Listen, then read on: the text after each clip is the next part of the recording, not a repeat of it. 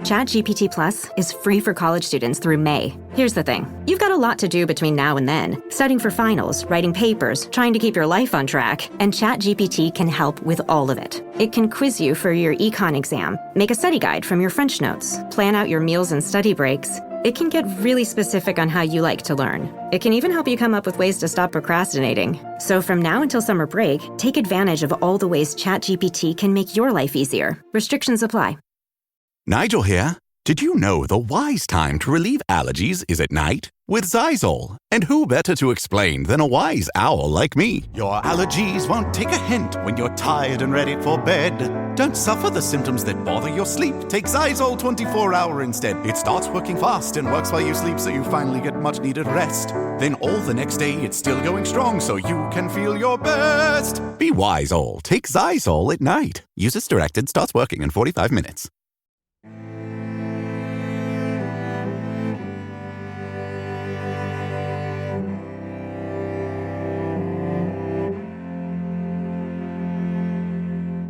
Hello and welcome to Vulgar History, a feminist women's history comedy podcast. My name is Anne Foster. And in this mini-series, it's like a sub-series within a bigger series. So the mini-series is, we're looking at women of the French Revolution. To complete my sentence, in this mini-series, we're looking at women of the French Revolution in a sub-series that we're calling Liberté, Equalité, Sororité, you can't stop the women of the revolution. And in the first several episodes, we've alluded to Charlotte Corday, who was a woman who was famous as the angel of assassination because she killed a guy. I don't think that's a spoiler. This is kind of like what she's best known for doing. We alluded to that, and today we're going to be talking about who she was, who she killed, why she did it, and kind of what effects that had as well, not just on like society, but also on the artistic world. And to get into that, I need to have a special guest. And the special guest is Gavin Whitehead from the podcast, The Art of Crime. So The Art of Crime is a podcast where Gavin looks at crime from history, but it's sort of like all kinds of different crime. Like it could be like a murder. It could be this one time that these drag queens stole a bunch of wigs from the Metropolitan Opera. Like I was on the podcast before talking about Princess Caribou, whose crime was kind of like pretending to be a princess. And he's also talked about like the theft of the diamond necklace, the affair of the necklace, which happened during the French Revolution as well. Anyway, he connects crime and history with art. So sometimes that means a painting, sometimes that means a play, sometimes that means a book.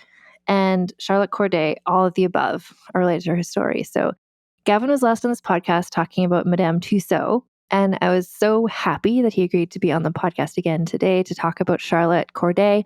And honestly, it's a long-ass conversation, so I'm going to stop introducing it and just let you enjoy this really fun conversation about Charlotte Corday with Gavin Whitehead from the Art of Crime podcast. So it's the moment we've all been waiting for. It's the return of one of the most popular guests we've ever had, Gavin Whitehead. Oh my gosh, I had no idea I was one of the most popular guests you've ever had. Now I'm even more honored to be on this show. I was honored already, and now I am doubly or trebly honored. We had, after we did the Madame T episode, and then I aired the one that I did, like we did Princess Caribou in your podcast, and I aired it on my show, and people are just like, we love Gavin. And I'm like, so do I. This is great. So I'm excited to have you back. I mean, Madame T and Princess C are a pretty killer combo too. I feel like it's hard to go wrong with either of those ladies. They were pretty iconic topics. Actually, can we talk about Madame T for a second? Of course. I am always prepared to talk about Madame T. I know. I saw you did talk about Madame T on Art of History as well. That's right. Everyone should listen to that too, because we can never have enough. I just thought it was funny. So after, reading the biography and then talking with you about her, I really got a good sense of who she was and what she was all about. And then when Luigi Mangione was arrested and everyone realized how gorgeous he is, I was like, Madame T. Oh, she'd be all over that. Yeah. Like overnight, she would have had a life-size waxwork of Luigi and people would be lined up. Like, could you imagine? And it would have been shirtless to show off that six-pack as well, Yes. I saw news footage. I don't know if you saw this, but there was news footage. There was a picture of Luigi Mangione shirtless on a camping trip or whatever, and he was ripped. Like, he was ripped. And all the pundits were like, "Oh my God, those abs." And it was like, wow, this is what we're talking about. Like, It's preposterous to me. He is the world's most photogenic human. It's ridiculous. Every picture of him is amazing. And Madame T would have had that figure. People would be in there, like, and this is the thing. Like, the week that he was like identity revealed or whatever, what the actual Madame Tussauds was revealing. Do you know what they were revealing that week? no. A waxwork of Paddington. Oh, hell yeah. I mean, I can't complain about that. I love the Paddington. Paddington 2 is like a flawless movie. Mhm. Everyone should see it. And I mean, Hugh Grant is in it as the villain, and it is like the performance of his career. I am not even joking right now. It is required viewing. They always get like an A+ lister for the villain in those movies. I don't know. Have you seen the movies? I've not seen the movies, but all I've heard is that they're so good. They are so good. I mean, if your heart is not warmed, you are a monster. Like, you are a grade A irredeemable monster.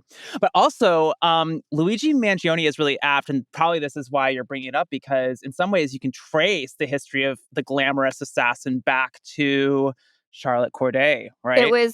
I was thinking of him when I was going through this because it was the real thing, just like a person who's gorgeous and a murderer. I mean, allegedly for Luigi, Allegedly, right? definitely for Charlotte. But yeah, and just the way that this person kind of takes the world by storm, the art world, Uh-huh. The other really hot assassin, this was uh I did, I do a podcast called The Art of Crime, as listeners might know, and each season is structured around a different theme. And the second season was all about assassins. And so the big name on that season was John Wilkes Booth, who obviously assassinated President Abraham Lincoln. What I had not known going into that was obviously John Wilkes Booth was an actor. That is pretty common knowledge. But he was like considered to be the hottest man alive, basically, in the mid-19th century. It is really funny to read some of these contemporary eyewitness accounts of his performances, because everyone is just gushing. And like, men and women, everyone is like, "Oh my God, what a Roman god, what an Apollo, what an Adonis," you name it. And, they're just like fanning themselves in the theater. Yeah. Yeah. So personally, I don't see it, but, I'm not a 19th century person, and to each his, her, their own. Well, and it's interesting to me too, because in my historical research too, when you read about someone who's like, this is the most gorgeous person who ever lived, and then I look up a portrait and I'm like, him? Him? So I think a lot of it might be like, in person, the charisma really wins you over. Yes, I think that's part of it. Although I will say, not to sound like kind of a little bit superficial, but to be kind of a little bit superficial. Please. In the John Wilkes Booth episode, I also had to talk about John Brown, the abolitionist, and John Wilkes Booth was actually present at John Brown's execution. Okay, John Brown had it going on. Okay. And in a timeless way, not in a 19th century way, like in a timeless way. So just, I think, tuck that away, file that away somewhere in your brain, and look him up later. It's interesting. It is honestly. I think I just posted about this the other day on social media, because I was like, I'm consistently disappointed when I read about it. It's like, this is the most handsome man ever, and I look at the picture and I'm like, ugh. Especially in like, well, the Charlotte Corday time period, where it's like the men are wearing like wigs and stuff, and it's just like, no one looks good in those wigs. They could. I mean, yeah, it's true. I can't really think of any. I mean, who's an example of a man who is supposed to look good from this period who you looked up? Can you think of one right now? I'm trying to. No one you would have heard of, honestly. Okay. I'm doing some pretty deep cuts coming up on this podcast. Okay. So some of the French Revolutionary guys were supposed to have been pretty hot, and they were, like, spoiler, not. I think it's part of your due diligence as a historian, right? Is to perform a hotness check on each subject. And I think that the listeners deserve to know when I'm talking about someone who is hot, so they can factor that in. I mean, you would be doing them a disservice otherwise, if they didn't know. And so I will say, today's topic, Charlotte Corday, gorgeous. Hot. She had it going on. And everybody, it's not just the hat, which I'm sure we will talk about at great length. There's some real fashion moments in this story, for sure. But yeah, that was the thing. When she was arrested and brought in, like, spoiler, she's going to be arrested. Everyone was just like, my God. I'm like, okay. It's like, if I had to be assassinated by someone, I guess I would choose her, right? Sitting in your bathtub, like, who do you want to see? I guess her. Right. She was the original femme fatale, you know? Literally. Yeah. Okay, and so I do want to say I've been pleased this season so far. We've been looking at the women revolutionaries, and none of them have been called Marie, which just makes me happy because everyone... It's either a Marie or a Louis or a Jacques. Yeah. Yeah. But I will say Charlotte Corday technically is Marie. Her name was Marie Anne Charlotte de Corday. She's letting us down right from the outset, but you know what? Apparently, yeah. There's time for her to redeem herself. Okay. God knows. So, and apparently people called her Marie in her life. Oh, so she is technically a Marie, but she's known as Charlotte Corday, so that's what we're going to call her. Cool. Well, I guess it was more like her friends and family called her Marie, but like Charlotte Corday was her, assassin name. Right. Students of her life can refer to her as Charlotte Corday. We're not on such intimate terms with her. No, exactly. We're not close friends. Yeah. So she's born, I always like to say, I don't know, I always say the birth dates of people, and I'm like, do I need to do this? And I was like, I do, because the horoscope girlies need to know. Like this means something to somebody. So she's born July 27th, 1768. In Normandy, in France. Her father, Jacques. There you go. Of course. She's from a noble family, but he was like the younger son of the noble family. So there's that whole thing where it's like, yes, your family is noble, but you are not actually wealthy. Like that sort of situation, which we hear a lot. And also she was there. The whole family is descended from, I've not heard of this person, the French dramatist Pierre Corneille. Ooh, you will have heard of him by the end of this episode. Let me tell you that. Little teaser. Well, you've already heard of him, obviously, but you'll know a thing or two more about him. Oh, fantastic. So her mother was also a destitute noblewoman called Charlotte. So she's born into this kind of family that's like technically, I don't know, aristocrats, but poor. This poor family, but they have this sheen of like, well, but we're not like you poors. Yeah, they've got a title, and a title is worth something. Not much, but something. So she was the fourth of 5 children, and she was, as a girl, she was a quiet child, given to moods, studious and serious. We're going to see that. She's like a big like reader. She likes to just be alone with her books and her thoughts. And she's like that as a kid. When she was 13, her mother and one of her sisters both died, and her father, Jacques, was like, I can't, I'm poor, I can't raise these children by myself. And so Charlotte and her surviving sister, Eleanor, were sent to live in a convent in a place called Caen, Caen. Don't know how to pronounce that. Yeah, I'm not sure either, TBH. It's also in Normandy, Caen, like shout out to anyone who lives there. Anyway, so she went there, and this is actually a great move because she's provided an excellent education by the nuns. Because she's a studious girl. She likes to read books. And the nuns were like, guess what? We have here so many books. I was thinking about this a little bit because you have to be careful of a bookworm, because bookworms can form very strong opinions about things like politics and other weighty matters. And of course, that's exactly what Corday will do later on. No, exactly. Deep thinkers. Someone who's reading a lot, it can be, books can be dangerous. And that's why some people want to ban some books. That's right. Get them out of here. So she was shy, she's awkward, but by the nuns, she was taught to be well-mannered and refined. Like she thrived with at the nun school. She eventually, it says, she exuded an easy elegance befitting her aristocratic background. So she's gorgeous, she's elegant, she's well-read. She's also talented at drawing and singing, and also gorgeous. She's got it going on. She's a full package. Yeah, so this describes her. She's about 5 feet tall. She is slender with soft gray eyes, a high forehead, and a dimpled chin. The hair color is like up for debate because she was described as having auburn hair, but later in portraits, it seems like it's blonde. But I will say, I'm a person, as a kid, I had very red hair, and it's gotten less red as I aged. So I will say I read an entire academic essay on this very topic in preparation for this episode. And according to that scholar, her hair is given as chestnut on her passport, which is like a government document and is therefore reliable. But as you mentioned, she is blonded, quote unquote, over the course of many years in various visual depictions of her. And there's a lot of interesting stuff going on there. Yeah, so I don't know, she's gorgeous, like, hair dye, not a thing. Wigs might be involved, I don't know. She's like, her hair color, up Right. for debate. So she's also, like, again, studious. She could often be found in the convent library engrossed in Greek and Roman histories. And this is a big thing because she's a big fan of reading about the classics. She likes to read about the ancient Rome and ancient Greece and like what were their democracies like and what were the philosophies of kind of basically democracy. She's just really interested in like what is fair and just and what, what is a good society. Like that's what she's reading about.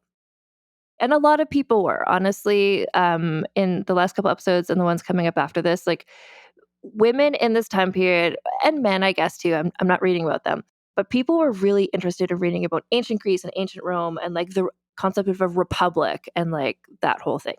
Right. And what do you do if you have a Julius Caesar, for example? What are the things you can do to solve a problem like Julius Caesar? And Charlotte would say, and Brutus would say, you stab, you Stab stab Caesar. many times. Yes, exactly. That's what you do. So she's reading all these things. She's such a bookworm.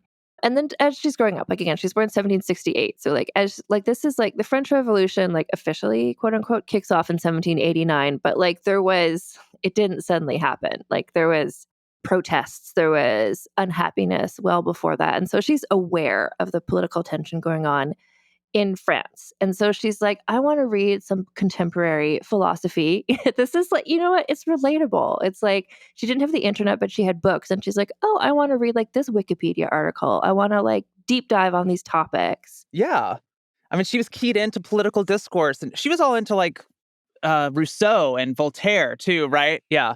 Now, this is the point where she kind of pivots from reading about like the classics to reading about like Rousseau and Voltaire and just kind of like what are these guys saying? Like what are some contemporary, like she's not, she's in the convent school. She took lessons obviously, but she's doing her own reading. Like she's doing kind of like a self-guided like philosophy degree, basically, with all of her reading that she's doing. Check her out. She's intrigued by all this stuff. And so when the revolution begins, May 1789, the storming of the Bastille. She's 20 years old and she's just like in Han, wherever this is, this like little rural area. And she's just like, what's the latest news? What's the facts? Like she's waiting to get the dispatches to know like what's happening in Versailles, what's happening in Paris. She was, I want to say, like small r Republican, is what people were back then. So those are people who want like a republic instead of like a monarchy, basically. Or what is it called where you have like a monarch but also parliament. So she's just like, she probably would have been happy with what the revolution was doing early days, like the Declaration of Rights of Man and the Citizen. Like she's just like, yes, this is like Rome times, this is like ancient Rome, ancient Greece vibes, I love it. Yes. And the people who were doing those documents were also like, let's be like ancient Greece and ancient Roman times. So like intentionally it was similar Yeah. to those sorts of things. That was nice. It must have felt gratifying for her to be able to trace a kind of through line from some of the classical reading she had done to political discussions that were happening in the present moment and that were affecting just momentous change, right? Yeah, and remember, she was growing up like poor. So I think she would have been like, yeah, you know what? Our society does need some fixing. Like the younger Let's do it. siblings of noblemen like are poor. Like let's change some stuff. Right. She was that rare aristocrat who could kind of relate to the everyday struggles of less fortunate French people. And you said she's a rare aristocrat. She's also like within her family, like the rest of her family was just like we're aristocrats, so like we don't support this. But both of her brothers left the family to join the army to like defend the monarch. Like, got the hell out of Dodge. Yeah. Yeah. So on the night before her youngest brother was going to go to leave the army, the family had a farewell dinner in which someone made a toast to Louis XVI. Charlotte alone did not stand for this toast. When her father asked why she refused to drink to the health of their good and virtuous king, she responded, I believe he is virtuous, but a weak king cannot be a good king. He is powerless to prevent the misfortunes of his people. I love that. I love that because there's like a little bit of nuance to her objection, right? She's like, listen, no one's saying he isn't virtuous, okay? But like, look, people are suffering under his rule. So he's weak. He's not powerful enough to improve the lives of his subjects. it's just like relatable in the sense of like, a family at a Thanksgiving dinner or whatever, like everyone's politics don't agree. And some like 20-year-old who's just been reading, some philosophy is like, hey, actually, I have strong opinions. It's just like, yeah. It is a relatable God. Yeah. Yeah. So then she was asked by her family, like, oh my God, Charlotte, are you a small r Republican? And she's like, I should be if the French were worthy of a republic. Oh, snap. Yes, Yeah. Charlotte. That's what I'm talking about. She's got some good lines. She's like gorgeous and she can read you. I It's mean, like, she can read it. She's like, I knew I was born to go down in the history books. Okay, let me tell you. I've got the looks, I've got the wits, I've got it all. exactly. So other than this dinner, apparently she mostly just avoided talking about politics with her family because she's just like, you know what, I don't have the energy for this, whatever. So, but then she's personally affected. July 1790, the National Assembly, which is like the new government, they ordered that all convents and monasteries in France should be closed because part of their thing was like, we're going to like change the religion a little bit, which meant Charlotte, who'd been living in this convent, couldn't live there anymore because it was closed. Right. That's a problem. She's removed from her library, like devastating. Yeah. And she must not have had a lot of like a library in her own house growing up, right? Because she came from a family that was not well off. And books were so expensive at this time. Yeah. So anyway, she read all she could, and now she can't have books anymore. So she's rather than moving back with her father, she remained in Caen. Moving in with, she had a cousin there, Madame de Bretheville, who is like a cousin, but like a wealthy cousin. So I feel like books are on the table. Love it. Yeah. Love it. So despite their political differences, in that her cousin like supported the king, the two became close friends, and Charlotte was actually named as her cousin's sole heir. So I guess Madame de Bretheville, unmarried, All or no, right. she's Madame, a widowed, no children. Well, I think that's actually interesting because that means that, future livelihood is at stake later on when Charlotte makes her big decisions. She's, she could have lived probably quite comfortably if she was going Hmm. to inherit everything that her cousin owned, and her cousin loved her enough to kind of take her in and support her. So, Yeah, exactly. So it's like Charlotte, she's giving something up when she's doing this. Not unlike, allegedly, Luigi, who also came from a wealthy family. that's right. So, meanwhile, back in Paris, the revolution is happening. Like she's in Cannes, but like in Paris, it's like the streets are running red with blood, basically. So by September 1792, and we've talked about like in the last couple episodes of this show, it's like they haven't all come out yet, but each episode it's like it's a woman living the French Revolution, and each time we get like a bit further into the story, and then the woman dies. So it's like we have. I keep cutting off at around the same time, but But actually, I should mention in all the episodes, all the women we've talked about before, Charlotte Corday, in all of them, I'm like, and then Charlotte Corday killed Jean-Paul Marat. Like that's happened in all the stories. So it's like we're explaining the backstory. Teased so many times. Now we're going to get into it. But so it's like those other women we've talked about, they're out there doing their thing, Uh-huh. beating people up with their wooden clogs, etc. So by September 1792, the French Revolutionary Wars were underway. The monarchy had been overthrown, and the First French Republic had been established. So, like, things are happening real quickly.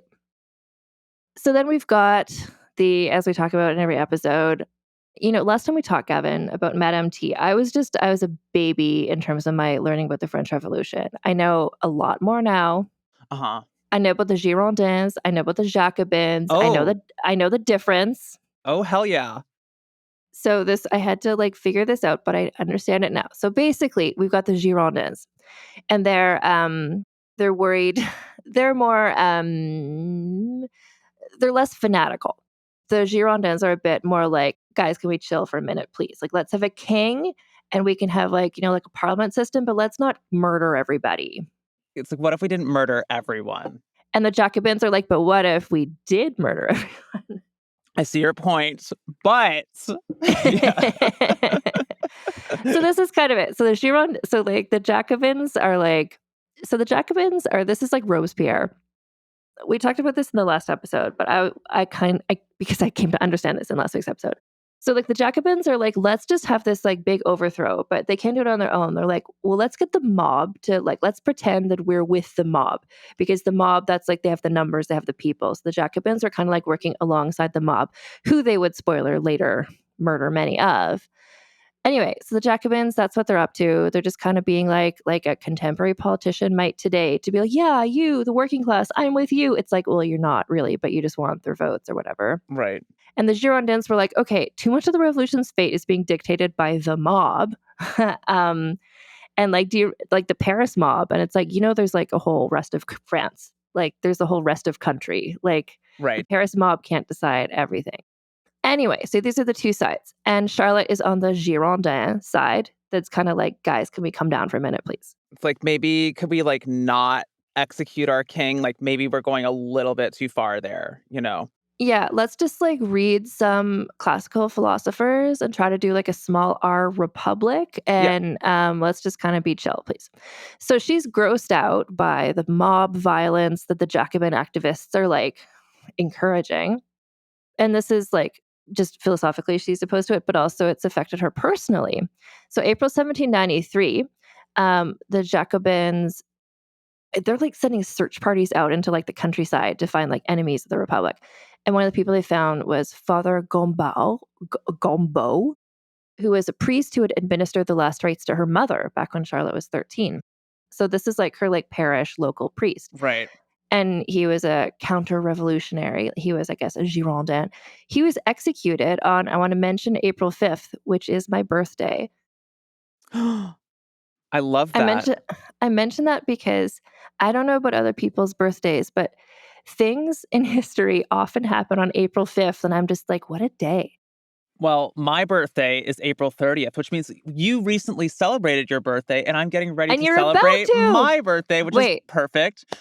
So my birthday is April 30th, and Hitler committed suicide on April 30th. So it's a pretty good day for history. I think, is this why you and I are interested in history? Because we were born on these days, like significant days. Well, happy we're almost deep. birthday. We probe history so deeply. We're like, how does this relate to my birth? Exactly. Charlotte Corday, what is her connection to me? I need to know. Yeah. So you're Taurus or you're Aries? I'm Taurus, yeah. Okay. Yeah. I'm not a big like horoscope guy, but I am Taurus. That's me. I am Aries, and I one of the reasons, and I think this is very Aries of me, I don't know. I don't know anything about any star sign except for Aries, because I'm like, why do I need to know about anyone except for me? So people are like, oh, that's so Sagittarius. I'm like, don't know what that means. Don't know. All I know is Aries. I'm fiery. So anyway, so this priest was killed on my birthday. And then Charlotte is just like, this is getting like, now it's personal. She's like John Wick at this point. That's right. She is that Charlotte Corday or Keanu Reeves? Like, I am not sure. Exactly. And so after his death, these like Jacobin, like counter-revolutionary hunters are going to the countryside. They're killing people. So they went to Cannes. This was the first person to be guillotined in Cannes. I guess they had to like drive the guillotine there to do it.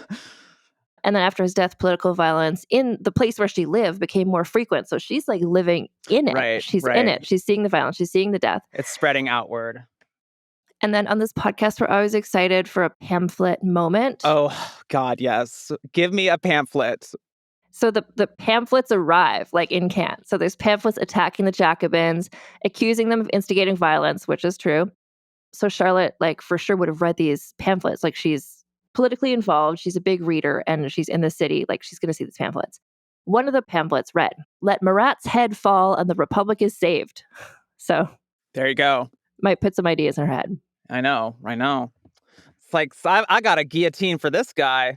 Yeah. So I think, she like had these ideas, she had these thoughts, she supports the Republic, but then to be like, suddenly to have the violence right outside of your house, like literal a guillotine, it's like, like it radicalizes anyone really to see death. Like, yeah, I mean, she's literally grown up among nuns, let's not forget. And now she's like, all right, where's the nearest knife? Like, give me a kitchen knife, someone. I mean, yeah, it is radicalization, isn't it? Yeah. So I think, like, if we look at her actions in the context of what was happening around her, it's like people are killing people everywhere in front of her. So it's like, why wouldn't you get your kitchen knife? Right. What's one more dead guy, you know? Yeah, exactly. It's not like she's doing this in the middle of this like utopia. Oh, but the dead guy she chose was It's like so yeah. significant. On one hand, it's like, oh, it's one more dead body, but it's the death of Jean-Paul Marat, which is, Yeah. extraordinarily significant, as she herself would eloquently articulate later. So June 2nd, 1793, the day after my sister's birthday. When was Hepburn born? And like, how does Hepburn fit into this story? Oh man, I don't know when she was born, but her honorary birthday is January 1st because Okay. that's the birthday that the vets give cats when you don't know the birthday. She's a mysterious. Well, maybe we can just claim that Jean-Paul Marat was born on January 1st. Yeah. Just to make sure there's a connection. There has to be connections to everything. Yeah. So June 2nd, 1793. So this is the purging of the Girondins from the National Convention. We talked about that when this episode comes out, I think last time, where Robespierre got the lady sans culotte with their like handheld knives to be like the woman army and like anyway. The Girondins were purged from the National Convention because Robespierre is like, can't have these people here. I need only extreme fanatics in my National Convention. Thank you. So the leaders of the Girondins were arrested. The remaining Girondins and their supporters escaped to rural areas of France, like Caen. There you go. So this became a bastion for Girondins on the run. So a lot of them took up residence at the Hôtel de l'Intendance, which is only a short stroll from the estate where Charlotte lived with her cousins. So she's now like seeing these Girondin leaders, and that's her team, that's her side, and they're like in her little village now. So she's just like, she's in it. Like she could not be any more in it. So they had meetings, they gave speeches. She's attending them. She's like listening to their speeches. There was a military parade held by the Girondins on July 7th as a defiant show of force against the Jacobins. So she's like, this little village where she lives, it's like everything's happening right there around her. Like, of course she's all in it. Yeah, there's no way to escape revolutionary politics, and also to have heard eyewitness accounts of people who had come from Paris. That must have made it much more real too, because then you're not just reading about it in a pamphlet or anything like that. You're hearing people who really came very close to mortal danger, other forms of danger. You know what? Like, this is all going to pivot back to what we were talking about before, which is historical hotness. Mm-hmm. And I want to say that this one I think I agree with. So one of the Girondin leaders to arrive in Caen was the handsome Charles Barbaroux. Oh, okay. Now, if you look up Charles Barbaroux, the first portrait that comes out, he's wearing a hat kind of like Charlotte's hat that she later wears. And he's kind of half in shadow in this kind of like sexy, exciting way. And I was like, oh, no, he's got like a dimple in his chin. I'm like, oh, yep, I think. I think he was a handsome man. I think you needed it. Didn't Charlotte Corday have dimples? She had a dimple in her chin. There you go. I mean, it's the recipe. What is the phrase? It is necessary and sufficient to hotness. To have the dimple chin. Exactly. Yes. So she meets Charles Barbaroux, who's like hot, which matters to me. Mm-hmm. Not to her. There's never she's never expressed, nothing I've read has anything about her having any interest or, you know what? So like asexual community, here's your heroine. She never in her life, I didn't see anything about her ever thinking about romantic or sexual relationships. Later on, people would allege things. Yeah, but, right. Yeah, anyway, so she meets Charles Barbaroux and she's like, this guy's hot, but more importantly, he's a Girondin leader and all I care about is politics. There you go. And so he's like, what we are doing, me and the Girondins, we want to raise forces, we want to march to Paris, and we want to overthrow the Jacobins. And she's like, I am down for that. Like, hell yeah. So she was convinced by everything we've just talked about that she's experienced and seen. She's just like, the Jacobins are leading France down a dark and bloody path. True. If they were not stopped, she wholeheartedly believed the revolution would become corrupt and thousands would die, which did happen. So she decided the only way to prevent civil war, slaughter, would be to kill a Jacobin leader. And then it's like, which one should I choose? So we've got Maximilien Robespierre. We've got Camille Desmoulins, who we haven't talked about, but we will later. But she ended up choosing Jean-Paul Marat, who she believed was the most deserving of death. So we're going to explain why she chose him, who he was. So Marat was a physician prior to the revolution. And so he had become a prominent revolutionary activist who could often be found at the center of the revolution's bloodiest moments. So whenever a crowd of people stormed a place and murdered everyone in that place, Marat was there. Like he's like on the front lines of all these things. Fanning the flames. Stabbing the people. Yeah. And he also has a newspaper called The Friend of the People, which had instigated the infamous September massacres. I think, there's so many, there's like the October days, the September massacres. Yes. Anyway, but truly fanning the flames. Like if we think about him as like modern times, he's the Joe Rogan of his time. He's just like, people are listening and they're doing what he says. And the things he says to do are pretty shitty things. He calls for mass violence. At one point, he becomes a deputy in the National Convention, and he's literally calling on people to rise up against the convention and overthrow the government. So it really is like one of these figures who, Josh Hawley, famously, a senator in the United States, like pumped his fist in the air to the mob on January 6th, right before the Capitol riot took place. I mean, he definitely comes to mind, a figure like that. Yeah, so it's somebody who's fanning the flames. So this is where we see like Charlotte again. She's thinking like, who should I kill? It's like, I could kill the leader. It's like, no, I'm going to kill this guy who's like fanning the flames. It's this guy who's like making everything kind of worse with his newspaper.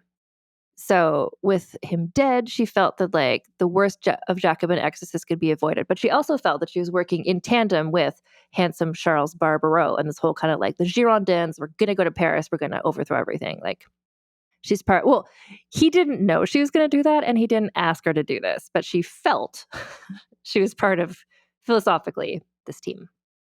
And so she's like, do you watch Doctor Who? Are you familiar with Doctor Who? No, not really. I'm vaguely familiar. All I'm going to tell you is there's an episode of Doctor Who called Let's Kill Hitler! ! And so she's like, let's kill Marat! ! There you go. So she's going to kill Marat. This is what she's going to do. And she came to this decision because, as you mentioned, she be careful of a bookworm. Like, because she'd been reading about like the murder of Julius Caesar. She'd been reading about like ancient Greece, ancient Rome. And she's just like, okay, like I have a sense of destiny. Like she'd been reading philosophers talking about like everybody, the power of the individual and stuff. And so she didn't see this as a murder. She saw this as like a necessary sacrifice for the betterment of society. She knew that she would die for doing this. Because her plan was that she's going to go to the National Convention and kill him in front of everybody. And she's like, I know that these people will rip me limb from limb. It's like, yeah, they will. That's what they do to people. So she was like prepared to sacrifice her life. Yeah. But she wanted to, this would be her contribution to France. She would provide an example for other patriots. Like she would show that it's like, look what one person, kind of like Luigi. She's like, if I do this, maybe it'll inspire other people to do similar things. And so, but this is where she's like, to have the greatest impact, I have to do this.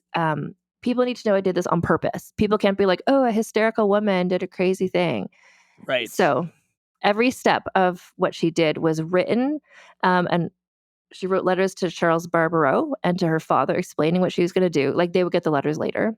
And then she also wrote letters to the French people and she pinned them inside of her clothes because she thought like, okay, when I'm ripped limb from limb, like these papers will be discovered and people will know. So it's like she's like, I did this. I did this on purpose. I'm not.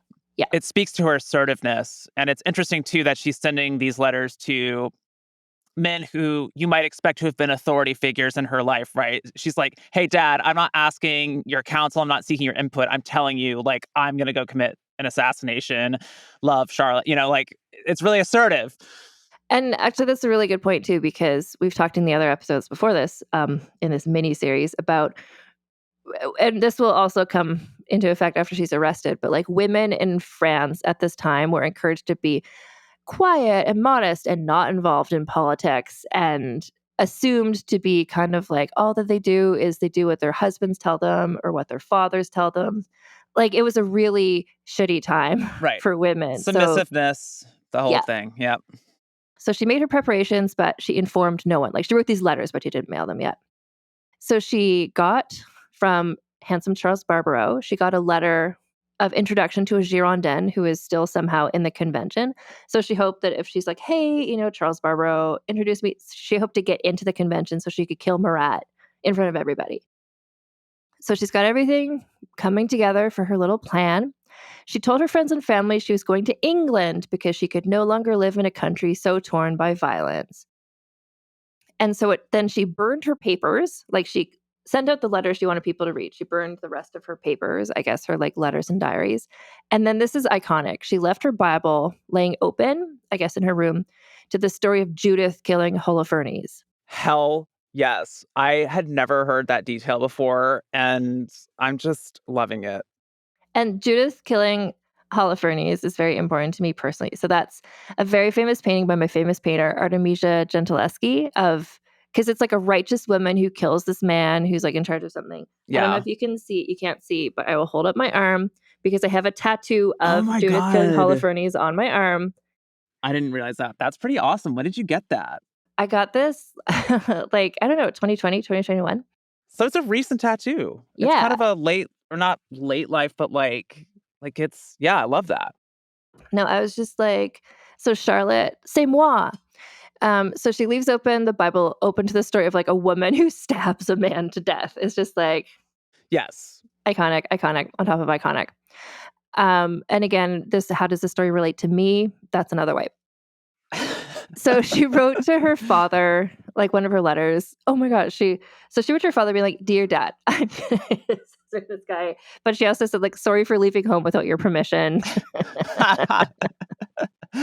It's like there are certain limits, even to Charlotte Corday's assertiveness. Just like, I knew you wouldn't give me permission, so I'm sorry, Dad. Yeah, so it's exactly. It's this balancing act that all the women we've been talking about all kind of have, where they're like, hell yeah, there should be rights for women, but not so many that we have as many as men, Right. because men are so. It's like this Let's weird not balancing go crazy here, right? Yeah.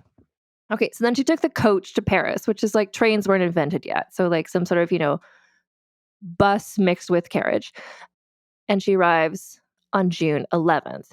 So on the way, a young man proposed marriage to her because she's gorgeous. She ignored him because she's a woman on a mission. Like this, she's not here for your meet cute. Yeah.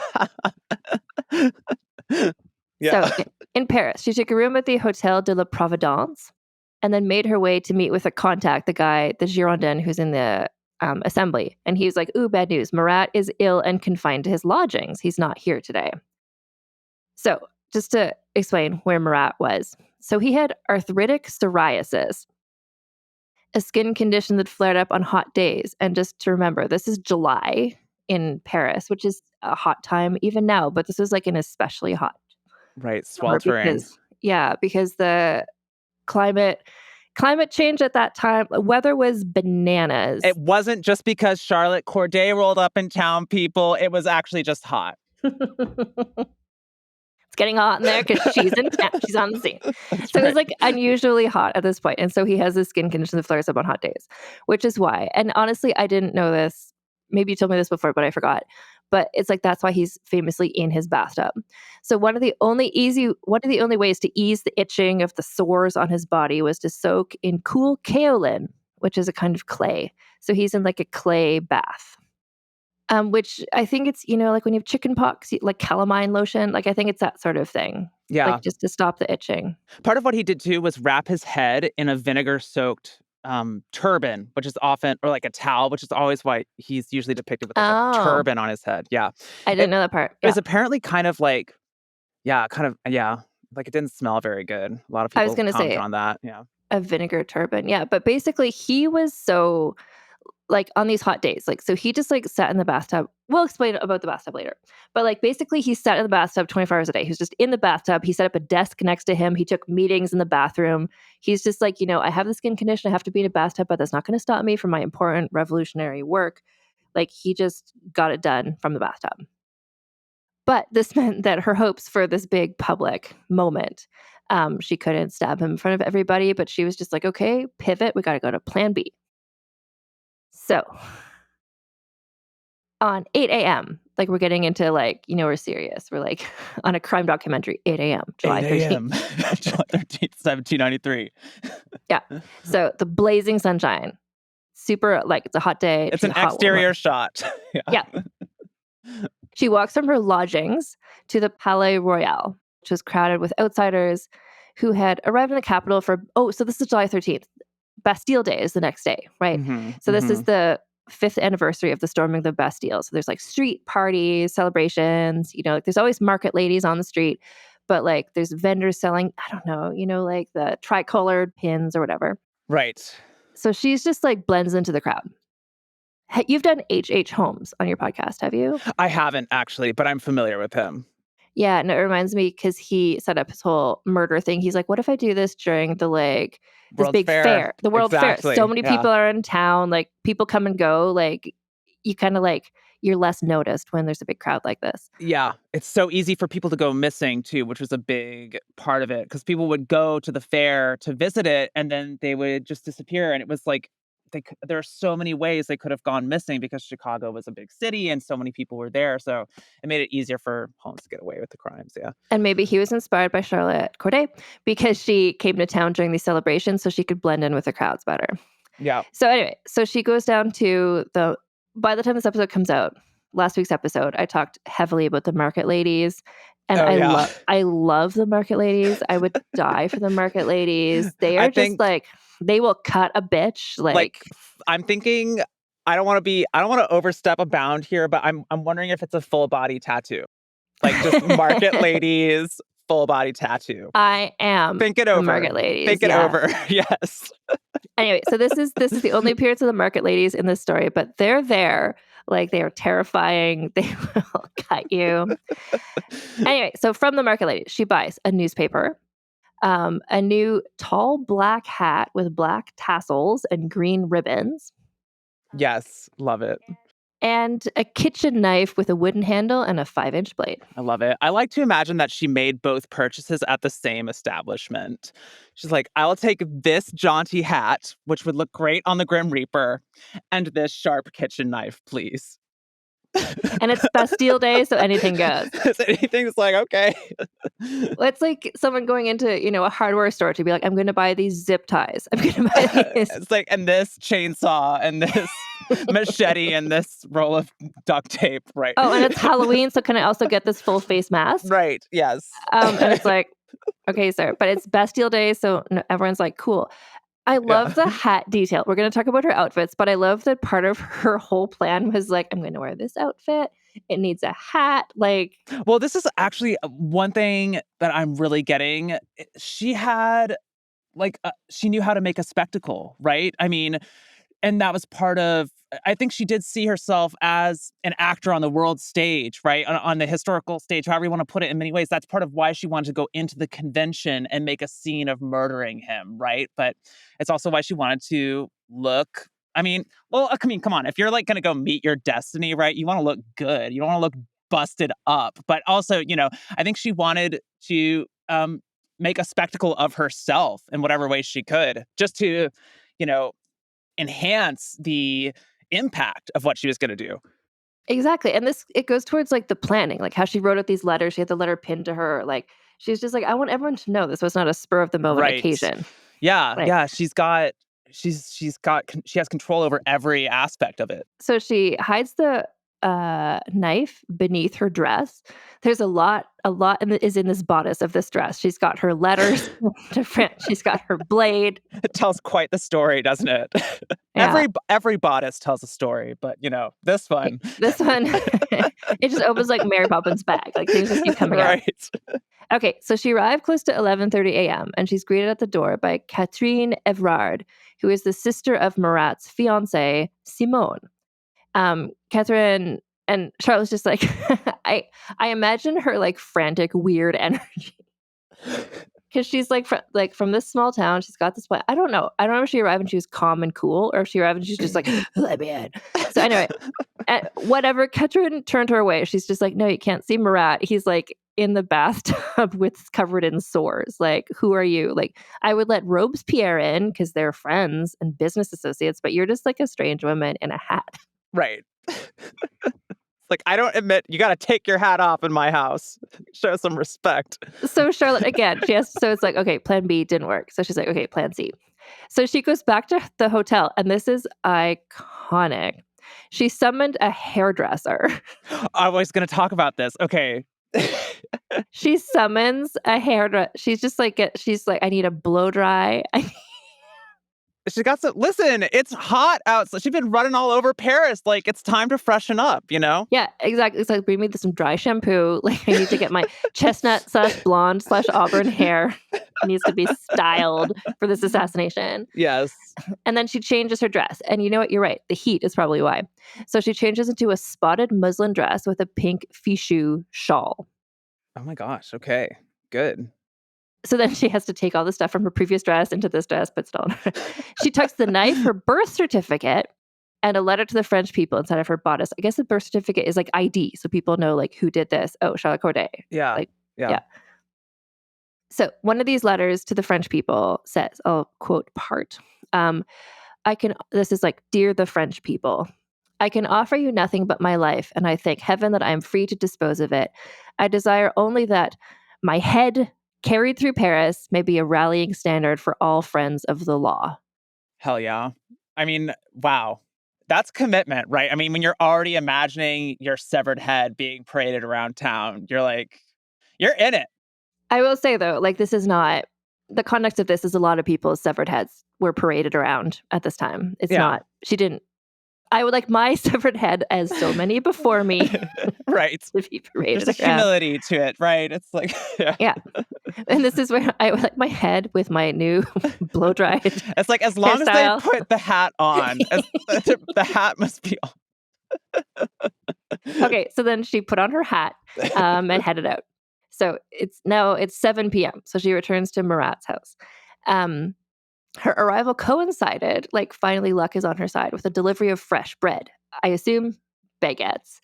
And the day's newspapers. So she was able to slip in with this crowd of people. So she came inside and headed up the stairs. Bold.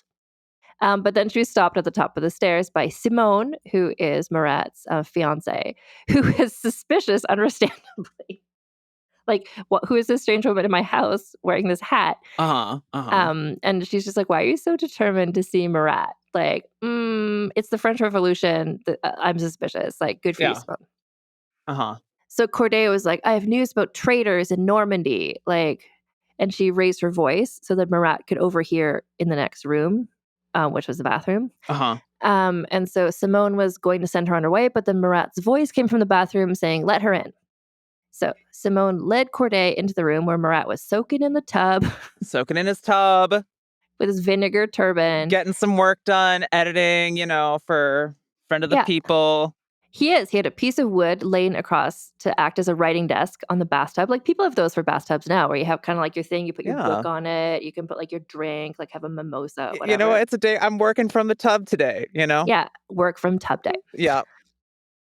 And so he was talking to Charlotte, and Simone stayed because she was just like, I'm going to stay in this room. Let's see what's going on. Yeah. And so he questioned her about like the supposed Girondist traitors in Cannes, which like she had literal information because she like hung out with all of them. She's like, yeah, there's Charles Barbareau. He's super hot. There's like, they have there's pamphlets.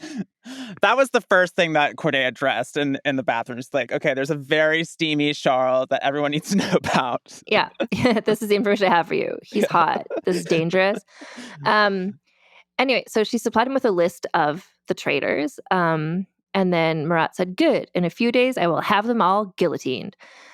And then eventually Simone was like, you know what? This is a business meeting. I'm like, it's been like 15 minutes. And she's like, boring. Okay. Yeah. Like, okay, I'm going to bounce. So she left.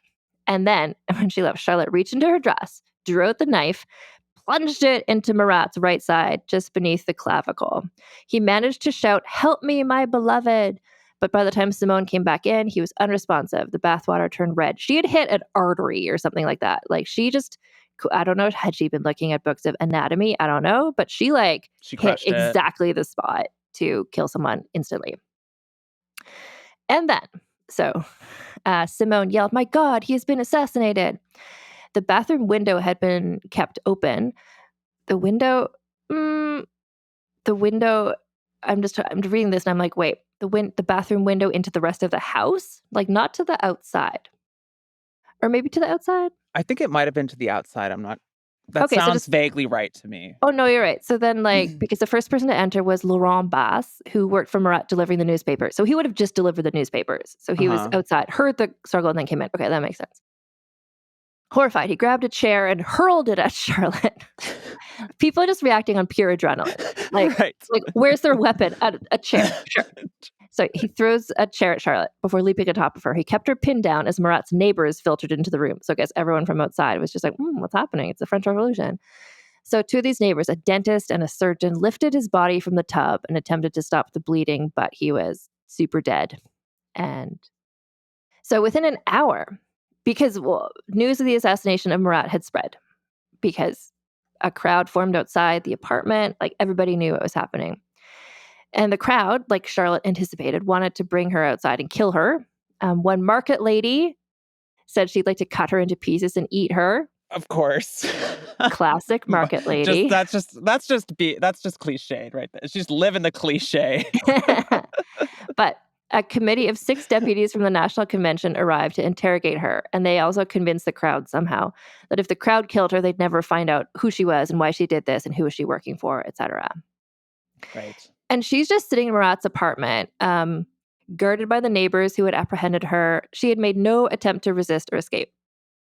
Because her whole thing was like, I'm going to kill him, and then I know I will die. So she's not trying to escape. She's not trying to run away. She answered every question she was asked. She's just like, yeah, I came to Paris with purely just to kill him. I acted alone, and that's what's up. But they did not believe her because of this society, which is just like, oh, women are just kind of like appendages to men.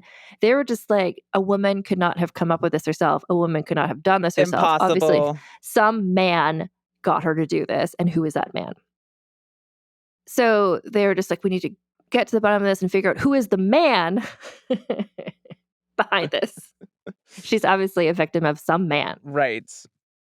So she was ordered to be taken to the Abbaye prison. So thousands by this time, like the mob, it takes nothing for the mob to amass in the French Revolution era. They're just like mob, like they're just 24 hours, just like mob. You want to see a flash mob? I mean, like that was, yeah. They're prepared at all times. So, and this is because Marat was such an important, famous person, and this is why she chose him. So people took to the streets. When she was taken out to like go into the carriage to go to the prison, like they had to like have security guards all around her. And along the route, people surrounded the carriage. They cursed her. They tried to like get her in the carriage. So only narrowly did the police keep her alive on the journey. Like the crowd was like, we will kill this woman. But as she was arrested, so remember Hot Charles. So he was just like, the Girondins are going to go to Paris and we're going to like overthrow the Jacobins. Like that was very easily stopped while this was all happening. His plan was not good or effective. So anyway, at the prison, she spent the night on a straw mattress. Her only companion, a black cat. Love it. When I tell these stories and Hepburn's around, I'm like, I'm sorry, I don't think there's a cat in this story. There you go.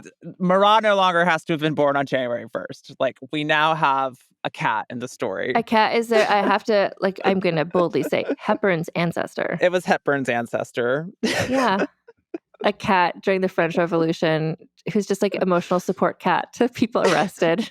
Revolutionary Cats. That's a book that I want. A collection of essays. Oh my gosh. Yeah. They have like on their collar, they have like the cockade pin. Yes. Love it. I was just really happy. Like, I want to sit in this moment. Like, I'm really happy that there was a cat. Yeah. There's never a cat in these stories. Someone's a dog, never a cat. Anyway, so the prison that she was in, this was the first site of the September massacres, which was when all the prisoners when some Jacobins, including Marat, broke into some prisons and killed all the prisoners. So anyway, so she's just like, okay, so I'm just in this jail cell where like people were killed recently. And actually the cell she was in had 1 month earlier housed another Girondin heroine, Manon Roland, who we're going to talk about on a later episode.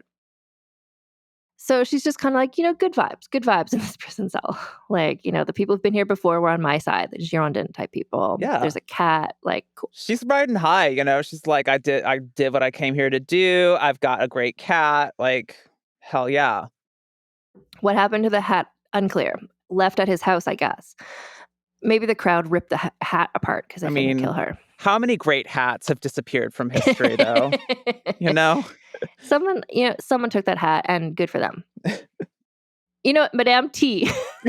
I know. It would have been the perfect relic for her to display. Because, yeah. Okay.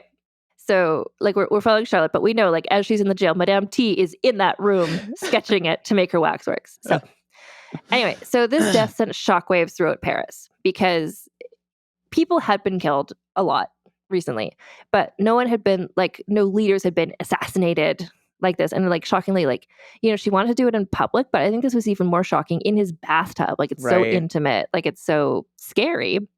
Yeah. There's a home invasion element to it as well, right? Yeah, yeah. So it's like no one is safe. Like, even in your own bathtub, like the place where you think you'd be the most secure. Yeah. So people were shocked he was assassinated. People also were shocked that it was a woman, and they were confused because they're just like, women? But they don't act Big qua energy. Yes. So they're just like, okay, we know that she did it, but aren't women biologically incapable of doing this?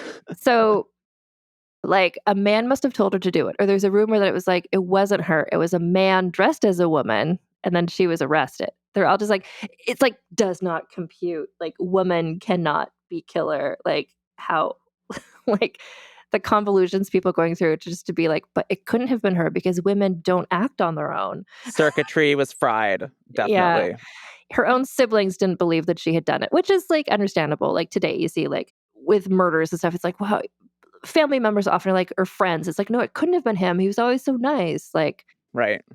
Anyway, Charlotte wrote about this topic. No one is satisfied to have a mere woman without consequence to offer to the spirit of that great man. And that's part of it, where it's like Marat was like this great man people admired, and she was just this, like, woman, but, like, also she was, like, from the country. She was no one. Yeah. And so they're like, if Marat was going to be killed, he has to have been killed by some huge, like, Charles Barbaroux. Like, they would have bought that, like, some leader. But they're just like, no, it was just this woman. And everyone's like, does not compute, cannot. What? Yeah. So the Jacobins tried to get her to admit to a wider Girondin conspiracy, like, who put you up to this, who did this. So she's cross-examined 3 separate times before the Revolutionary Tribunal. And each time she proudly insisted, no, it's just me. Like, it was just me. Like, no one knew I was doing this. When asked why she had killed Marat, she said, quote, I knew that he was perverting France. I've killed one man to save 100,000. I was a small R Republican before the revolution, and I have never lacked energy. I have never. Why did you kill him? Energy. Well, I've never lacked energy. It's like, I was trying to commit that murder starting at 8 a.m. in the morning. On a hot day. Yes. Yeah. So she was asked, who told you to murder him? What man did this? She replied, I would never have committed such an attack on the advice of others. I alone conceived this plan and executed it.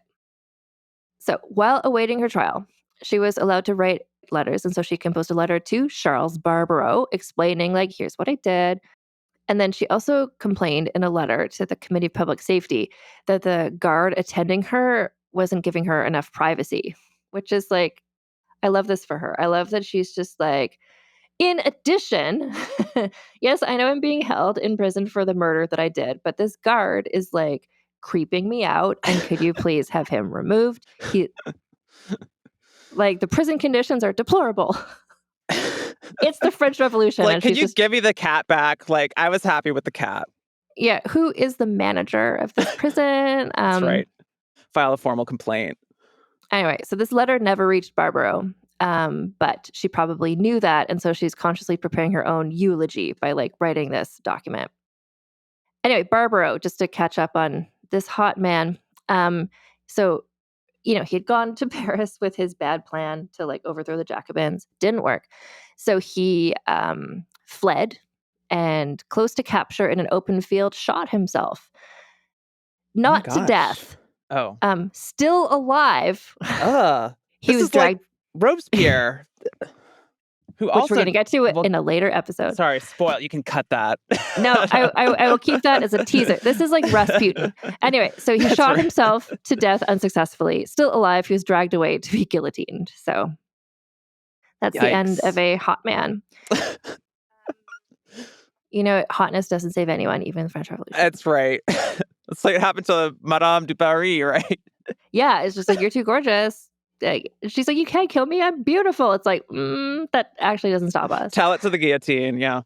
Yeah. Again, it makes me think Luigi. Mhm. I Alleged think, murderer. Okay. He still has got to have his day in court. I am 100%. Luigi is an alleged murderer, but he's also the handsomest man alive. The hotness is verified. It's like not up for debate. Yeah, I feel like he was arrested around the time that People magazine was doing Sexiest Man Alive, and I was on board with like Luigi. Like that is should be on your cover of People magazine. It's a bold choice, but I mean, but sometimes it's like if we're taking an objective decision. Yeah, I mean, the Facebook pictures don't lie sometimes. Yeah. So she admitted her guilt, maintained she acted alone. Her trial was short because she pled guilty. She made it easy. She was found in the room holding the knife and said, I did it. So it was pretty straightforward. It's like right before the chair sailed at her head, there was a full confession. Yeah. Pinned to her body. But there was like a trial technically. So she had her like public defender who was a Jacobin. So I'm sure he didn't work that hard. Right. Anyway, her lawyer, interestingly, Claude Francois Chavot-Lagarde would later defend Marie Antoinette in her trial. Oh. So this is like the guy you get for like hopeless cases of women on trial. Heavy hitter or something? Maybe? I don't know. I know, this is the guy you get. Or maybe, I mean, the Marie Antoinette was such a sham trial. So maybe he's like the opposite of a heavy hitter. I don't know. He's just kind of like, you could just put a mannequin there. Like, yeah, it'd be it's like as a effective. Scarecrow. Is that a scarecrow or a lawyer? Yeah. So Charlotte Corday, condemned to die by guillotine on July 17th. And the murder was on July 13th. So this has all happened in a matter of days. So as the verdict was being announced, this is where we're going to like segue into Gavin's part of the story. But as the verdict was being announced, she noticed an officer of the National Guard was making a sketch of her, like a courtroom artist. And she was intrigued, and she asked the court if she was allowed to have a portrait made of her before her death. And they were like, you're gorgeous, so yes. So once this was granted, she asked the officer, Jean-Jacques Hauer, to turn his sketch into a painting. And so for 2 of her final hours, she sat with Hauer in the conciergerie, which is the prison where political suspects were kept before the guillotine. And he like sketched her and was making a portrait of her. And so she like made comments on the portrait. And though before it was finished, he finished it later, I guess. Maybe you'll know those details. The pair were interrupted by the executioner who had come to take her away. So they cut off her hair, which is what you do before someone is guillotined. So the hair doesn't get in the way, I guess. She offered a lock of her hair, her chestnut blonde auburn hair, to Hauer as a token of her appreciation. And she also had time to write one last letter to her father, apologizing for not consulting with him concerning her life choices. Right. So it must have been so sincere, right? Like, yeah, right. I think up until now, I think she's made it pretty clear. Like she doesn't listen to him. Yeah. Right? She's like, sorry, Dad. Anyway, so she's dressed in a red shirt to symbolize her role as a murderer. Her hands were tied, and she's put in an open cart for the ride across the city to the Place de la Révolution, where the guillotine awaited her. They were like, do you want to sit in the cart? And she's like, no, I want to stand. And they're like, do you want to confess to a priest? And she's like, I have no sins to confess. Contrary to what I just told my dad in a letter. Like, other than not listening to my father, like, can't think of anything I've done that's wrong. Yeah. So she was... who is it? The woman from Game of Thrones who's like, tell Cersei it was me. She's just like unapologetic. She's like, yeah, I did it and I do it again. Hell yeah. So she traveled down the streets of Paris, standing up in this cart. A sudden summer storm broke out, soaking her and giving her this like ethereal, Of angelic course. appearance. It's just God is like, I'm going to be your... Like, this is a music video. We're turning this into a music video. It's like, I'm going to make this as gorgeous as possible. So Mother Nature is on her side. Yeah. Anyway, so people were on the streets watching her go by, and they're just like, we hate her. Oh my God, she's beautiful. But do we hate her? Not sure. Anyway, so night was coming when she's brought to the scaffold. There's so many people out there for the execution. And, people along the route have been like yelling at her, etc.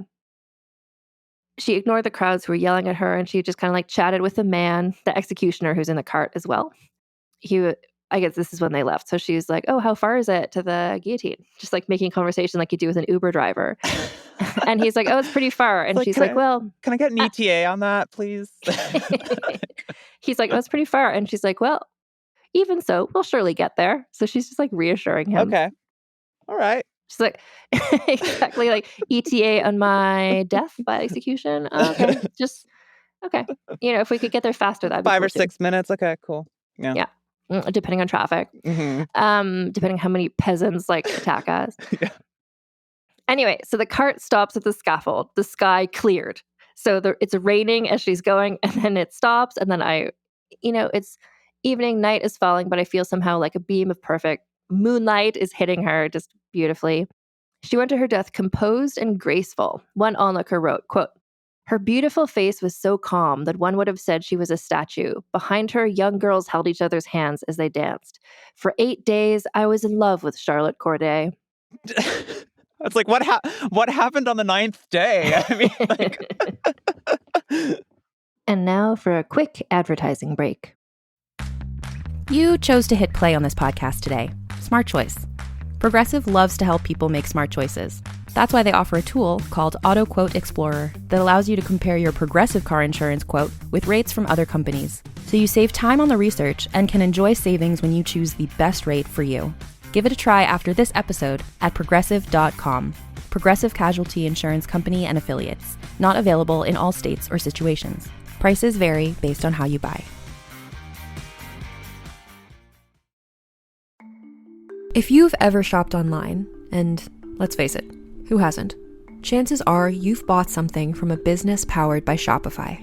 You know that purple Shop Pay button you see at checkout? The one that makes buying so incredibly easy? That's Shopify. And there's a reason so many businesses sell with it, because Shopify makes things easier, and not just for shoppers. They make it easy to start and run your business. Shopify is the commerce platform behind 10% of all e-commerce in the US, from household names like Mattel and Gymshark to brands just getting started. It gives you a leg up from day dot, with hundreds of beautiful ready-to-go templates to express your brand style so you can get up and running fast. You can tackle your important tasks, from inventory to payments to analytics and more, all in one place. You can also spread your brand's word with built-in marketing and email tools built for you to find and keep new customers.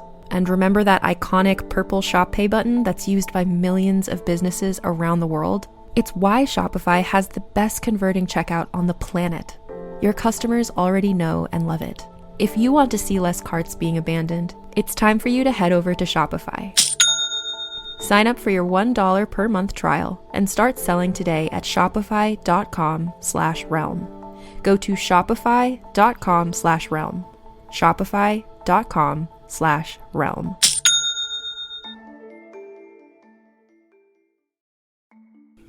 I love a multi-use beauty product, like an eye/cheek/lipstick. It makes a full face so much easier, plus you only need to bring one product along for touch-ups. And whether you're all about simple mascara and gloss, or you love to play with bold shapes and colors, you gotta have that trusty favorite you turn to for every look. Thrive Cosmetics makes certified 100% vegan and cruelty-free products you can depend on for everything from simple daily wear to show-stopping self-expression. And it's all made with clean, skin-loving ingredients, high-performance and trademarked formulas, and uncompromising standards. And Thrive Cosmetics is beauty that gives back. For every product purchased, they make a donation towards 8 major causes, including social justice organizations and those impacted by cancer and homelessness. It feels good knowing that when I purchase a product, I'm also able to give back to causes that matter to me. And one product I love from Thrive Cosmetics is the Brilliant Eye Brightener. Like I said, I love a product that can have multiple uses, and the Brilliant Eye Brightener is just that. It's an eyeshadow and highlighter stick that's super blendable, and I'm slowly but surely stocking up on the 31 shades that it comes in. Try your new trusty favorites with an exclusive set for our listeners. New customers can get the Liquid Lash Extensions Mascara and a mini-sized Brilliant Eye Brightener at a special set price with free shipping available at thrivecosmetics.com/thrive. Or save more with 20% off your first order at thrivecosmetics.com/thrive. That's Thrive Cosmetics, CAUSEMETICS.com/thrive for 20% off your first order.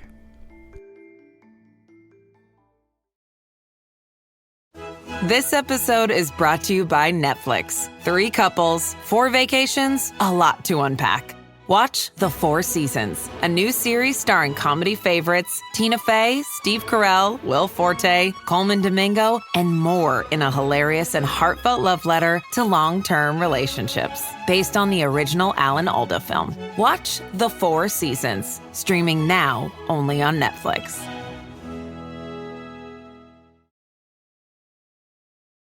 And we're back. So she was executed by guillotine July 17, 1793, 10 days before her 25th birthday. After she was beheaded, so this is like legendary, and maybe you'll have stuff about this. Allegedly, the executioner's assistant grabbed the severed head and slapped it on the cheek.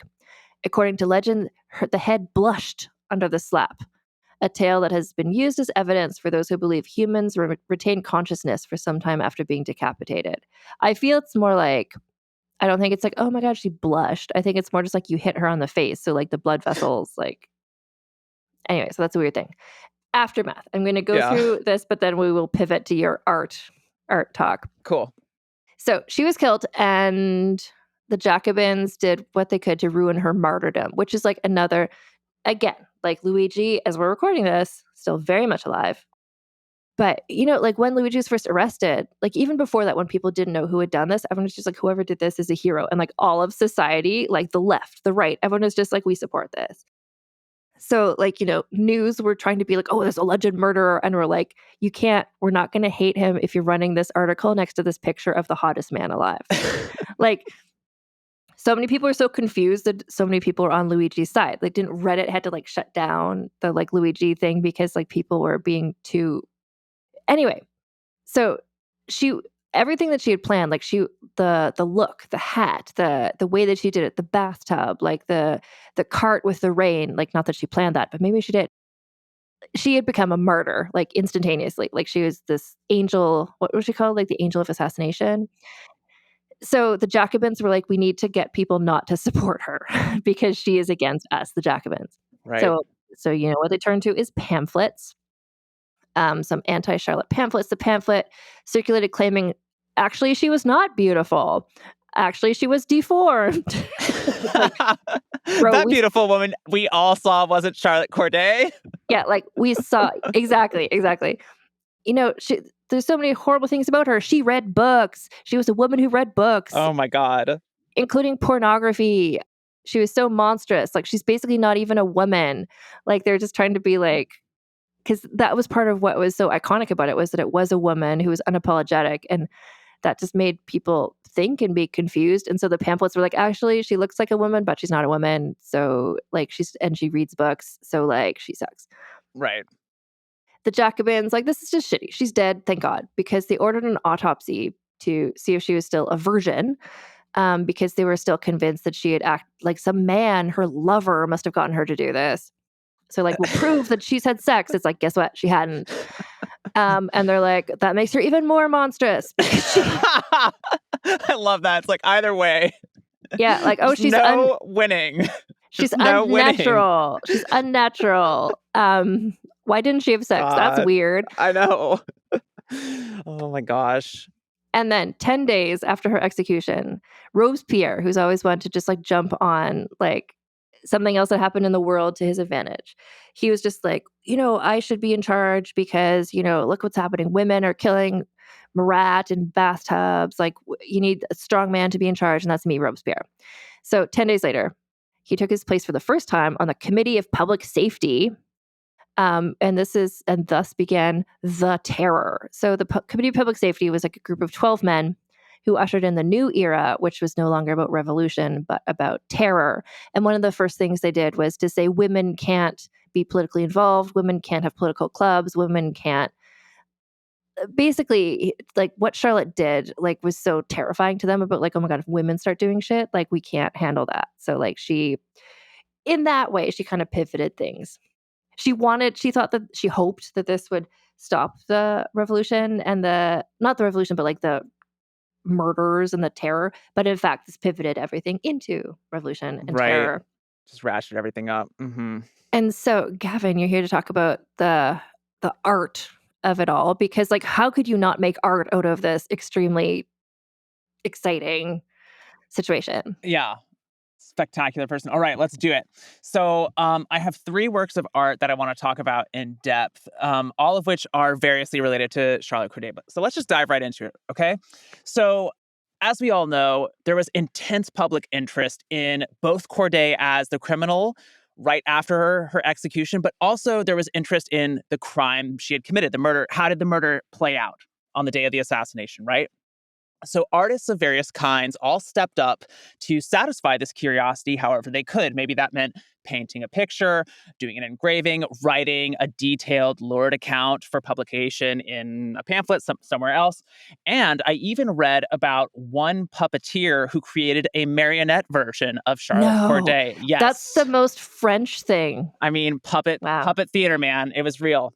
Yeah. So this is essentially true crime entertainment, right? You can see this as a kind of precursor to the true crime podcasts that some people listen to and that some people make nowadays. And this kind of true crime entertainment has always been sort of a risky business for the artist, right? Because you run the risk of appearing to celebrate the murderer while exploiting the misfortune of the victim.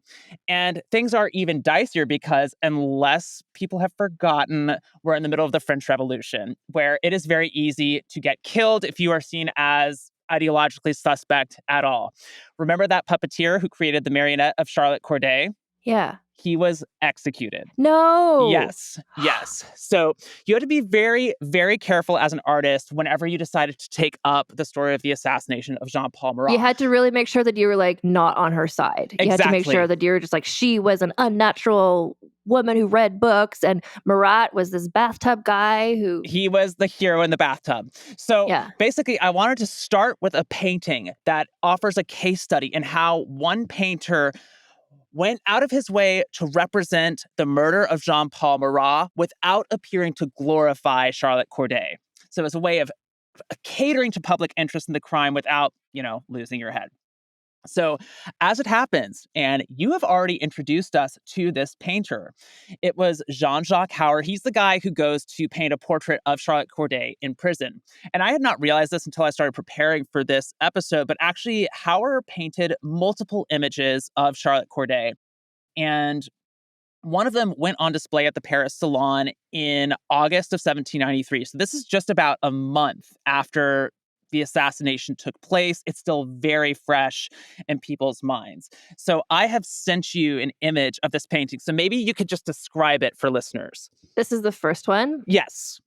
Okay, so what I'm looking at, the one, it's got like a gold frame around it. Like, I just want to show. Okay, so actually, I just think it's so iconic that this guy who's an artist, like this is his breakout moment, was Charlotte noticed him sketching and he's like, you know what I'm going to do? Launch an art career. Right. So what we have here is a painting. It's the situation. Okay, we need to clarify that Marat's bathtub is shaped like a giant shoe, which it was. It's a shoe-shaped bathtub. So what we see is Marat is dead in the shoe-shaped bathtub. He's got his like little bathtub desk on top with like paper, like as I was signing it. And he's just kind of slumped off to the side. He's wearing like a shirt. He's got his turban on. And then next to him is Charlotte, who's wearing her like polka dot dress. She's wearing her iconic hat. Mm-hmm. And she's just kind of like standing there holding the knife. She's... In terms of like, if we're looking at, Artemisia Gentileschi, Judith killing Holofernes is like an action-packed thing with like full of emotion. This is very much just kind of like, here's a man in a bathtub. It looks like he might have just fallen asleep. And then Charlotte is standing there and she's just kind of like, doo-doo, like she's kind of holding her knife. Like she doesn't look passionate. She doesn't look Uh-huh. like it's a very just kind of like, here's two people standing posing in a room is how I would Yeah. describe it. Yeah, it's not a very good painting, so it doesn't like vibrate. If it were hanging on the wall, it would not necessarily appear to vibrate. But there are some interesting things about it and things that could have potentially gotten Hauer into trouble. Although, as you say, it's not like necessarily the kind of high drama you might expect. So significantly, you'll notice that Charlotte Corday is standing right in the center of the image, right? So that sends an important sign to any viewer. It's like, okay, who is this about? Who is this painting really about? Is it about the fallen martyr and wonderful politician and slash journalist Marat? Or is it about the murderer, right? Absolutely, yeah. No, she's right in the middle. And I'm just noticing a couple other details. There is a chair in the background, which I appreciate because we know what that chair did. Right. And also another thing that I point out is her black, this is just for me, her black hat is so eye-grabbing. And it's the first thing that my eye goes to when I look at the painting. So I think that's another way of Hauer's efforts to kind of pull attention toward the murderer, toward the quote-unquote villain, the criminal in this act. Okay, so in some ways, like, Hauer's getting into risky territory here, right? Um, because he is foregrounding Charlotte Corday. He's not really making an effort to mourn the death of Jean-Paul Marat. But according to one art historian I came across, Hauer does something absolutely essential to, avoid any trouble, and that lies in the portrayal of Charlotte Corday's hair. Now, if you look very closely at her hair, you will see that it is powdered. Yeah. And you mentioned, it was like, okay, we know that Charlotte Corday wore a black hat to the murder scene. Did she powder her hair? As you mentioned, there are already all these anecdotes swirling around town about how she had taken the time out of her day to have her hair styled on the afternoon of the assassination. And in some versions of that story, the hairdresser powdered her hair. And powdered hair, that's like aristocratic. That's like, right? Oh, okay, you're seeing where this is going. Yes. So in some ways, like, these stories might be apocryphal. It's hard to know whether she actually had her hair done, but it's like the least interesting question you can ask because, as you already point out, there's a deep significance to powdered hair. And it is not one that was specific to the late 18th century. Powdered hair carried really negative connotations and associations with the old regime and the aristocracy going all the way back to the reign of Louis XIV in the mid 17th century. And question it, do you happen to know what people used to powder their hair? No, I don't. Flour. Oh. Essential Oh, for bread, and there's right? this bread shortage. Uh-huh. So it is like seen as this aristocratic indulgence that is so wasteful. It's just another example of how the rich can do whatever they want to follow the fashion while people are like literally starving to death. Since I know that you love a pamphlet, I have to cite a 1649 pamphlet. A 1649 pamphlet, mind you, that basically chastises aristocratic men and women for, quote, profaning the use of flour to make it serve as decorations for their body rather than for food. So it was seen as like wasteful, totally disrespectful.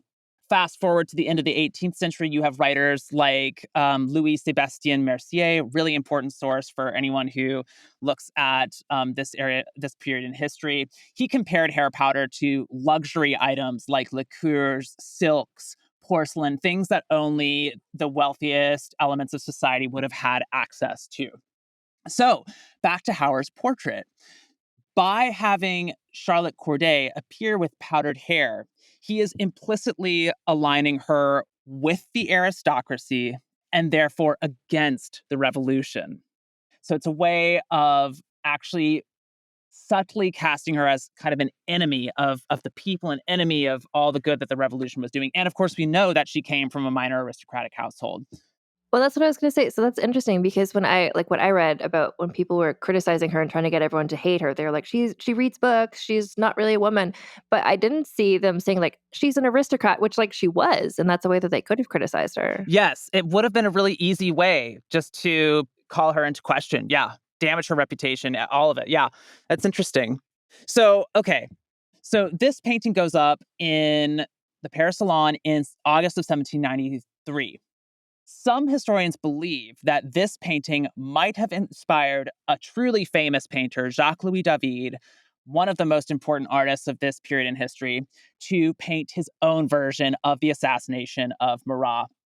That's sort of unconfirmed. We don't know how much that is true, but it has been suggested by art historians. So 4 months after the assassination of Marat, Jacques-Louis David comes out with one of his own paintings, and it is like the most famous painting from the French Revolution. It is truly iconic. And that is the next painting that I want us to look at, usually just called The Death of Marat. So if you could describe that one for us. Okay, so this one is just Marat. There's no Charlotte Corday in this at all. Uh-huh. So like right at the center of the picture, it's interesting. It's like the top half is just black and the bottom half is Marat. So you see him, he's leaning off to the side. He's in the bathtub, obviously dead. He's got his turban on. He's not wearing a shirt. And you can see some blood around, sort of there's like cloths around. I don't know. It's like he's in the bathtub with sheets on. Anyway, he's holding a piece of paper in his hand. I assume that that's the piece of paper Charlotte gave him of like, here's the names of the traitors or whatever. And then next to him is like a wooden desk that says, I guess that's the title of the picture. It says, Marat, David it's like it's carved into the desk, but there's like paperwork. So it's very like, here is this dead person. Like he's centered and it's very sympathetic, I would say. Yes, interesting. So I think that's one of the most important differences is that, remember, Charlotte Corday standing smack dab in the middle of the first painting. This time around, she's eliminated from the composition entirely. At least her body is. And I want to say, sorry, just about like in the first one too, like the dead Marat, he's just kind of like, it's kind of like, it's kind of like a cartoon of a dead person, but this is very much like a beautiful dead person. Okay. That's a key point. So Marat was not in great health at the time of his death, but what David has purposely given us here is a beautified version of him. He looks like a much younger man. He looks like he's in much better health. And how would you describe his facial features for listeners? Well, I would not describe him as hot, but I would say that he looks peaceful. Yes, that's the important point, right? You would never know that he had like died in agony, screaming out for help, right? And versus in the first one, he's like, exactly. Right. It's like, it's the complete opposite of the first image. Yeah. So what is really important here is that we have a look of serenity that has come over his face. It's almost like he's at peace with his death. But there's a lot more to this image. And David is purposefully invoking a long artistic tradition. Okay, so could you describe for me the way you notice his arm? Can you talk about his right arm? Yeah. So his right arm is sort of draped, like he's leaning off to the side, to the right side. His arm is draped onto the ground. He's holding a feather in his hand. I assume it's a quill pen. And then next to that is the knife. The knife, right? On the ground, yeah. If you look at the right arm, the way it's hanging down, it sort of calls attention to itself because it is actually unnaturally elongated. Oh, yeah. Do you see that? Yeah. For me, I didn't notice it when I first looked at the painting, but as soon as it was pointed out to me by an art historian, I couldn't unsee it. I was like, oh, yeah, that's totally right. Okay, so now if you'll just scroll down to the next image that I sent to you. Mm-hmm. Okay. So this is the Pietà by Michelangelo, completed 1498 to 1499. It's a marble sculpture. It depicts the Virgin Mary lamenting the death of Christ. He has been taken down from the crucifix at this point. He's lying on her lap. It's one of the great masterpieces of sculpture. It's currently in St. Peter's Basilica in the Vatican City, formerly the home of our dearly departed Pope Francis. Oh my God, R.I.P. Pope Francis. I know, R.I.P. But okay, so can you look at the right arm of Christ there? So could you describe it for us? Well, it is similar to the painting. So like his right arm is draped, like it's a similar angle. It's kind of like, it's the right arm looks very similar to how the right arm is. Is it also unnaturally elongated? I don't know. It's hard to tell from I've heard that it is, but it's kind of hard for me to see from this angle in the picture. But I think it's up to you in the eye of the beholder. It doesn't look elongated to me, but it certainly is elongated in the Marat composition. I do think it's a way of kind of calling attention to that particular limb. But if you scroll down to the next image, there's just one more.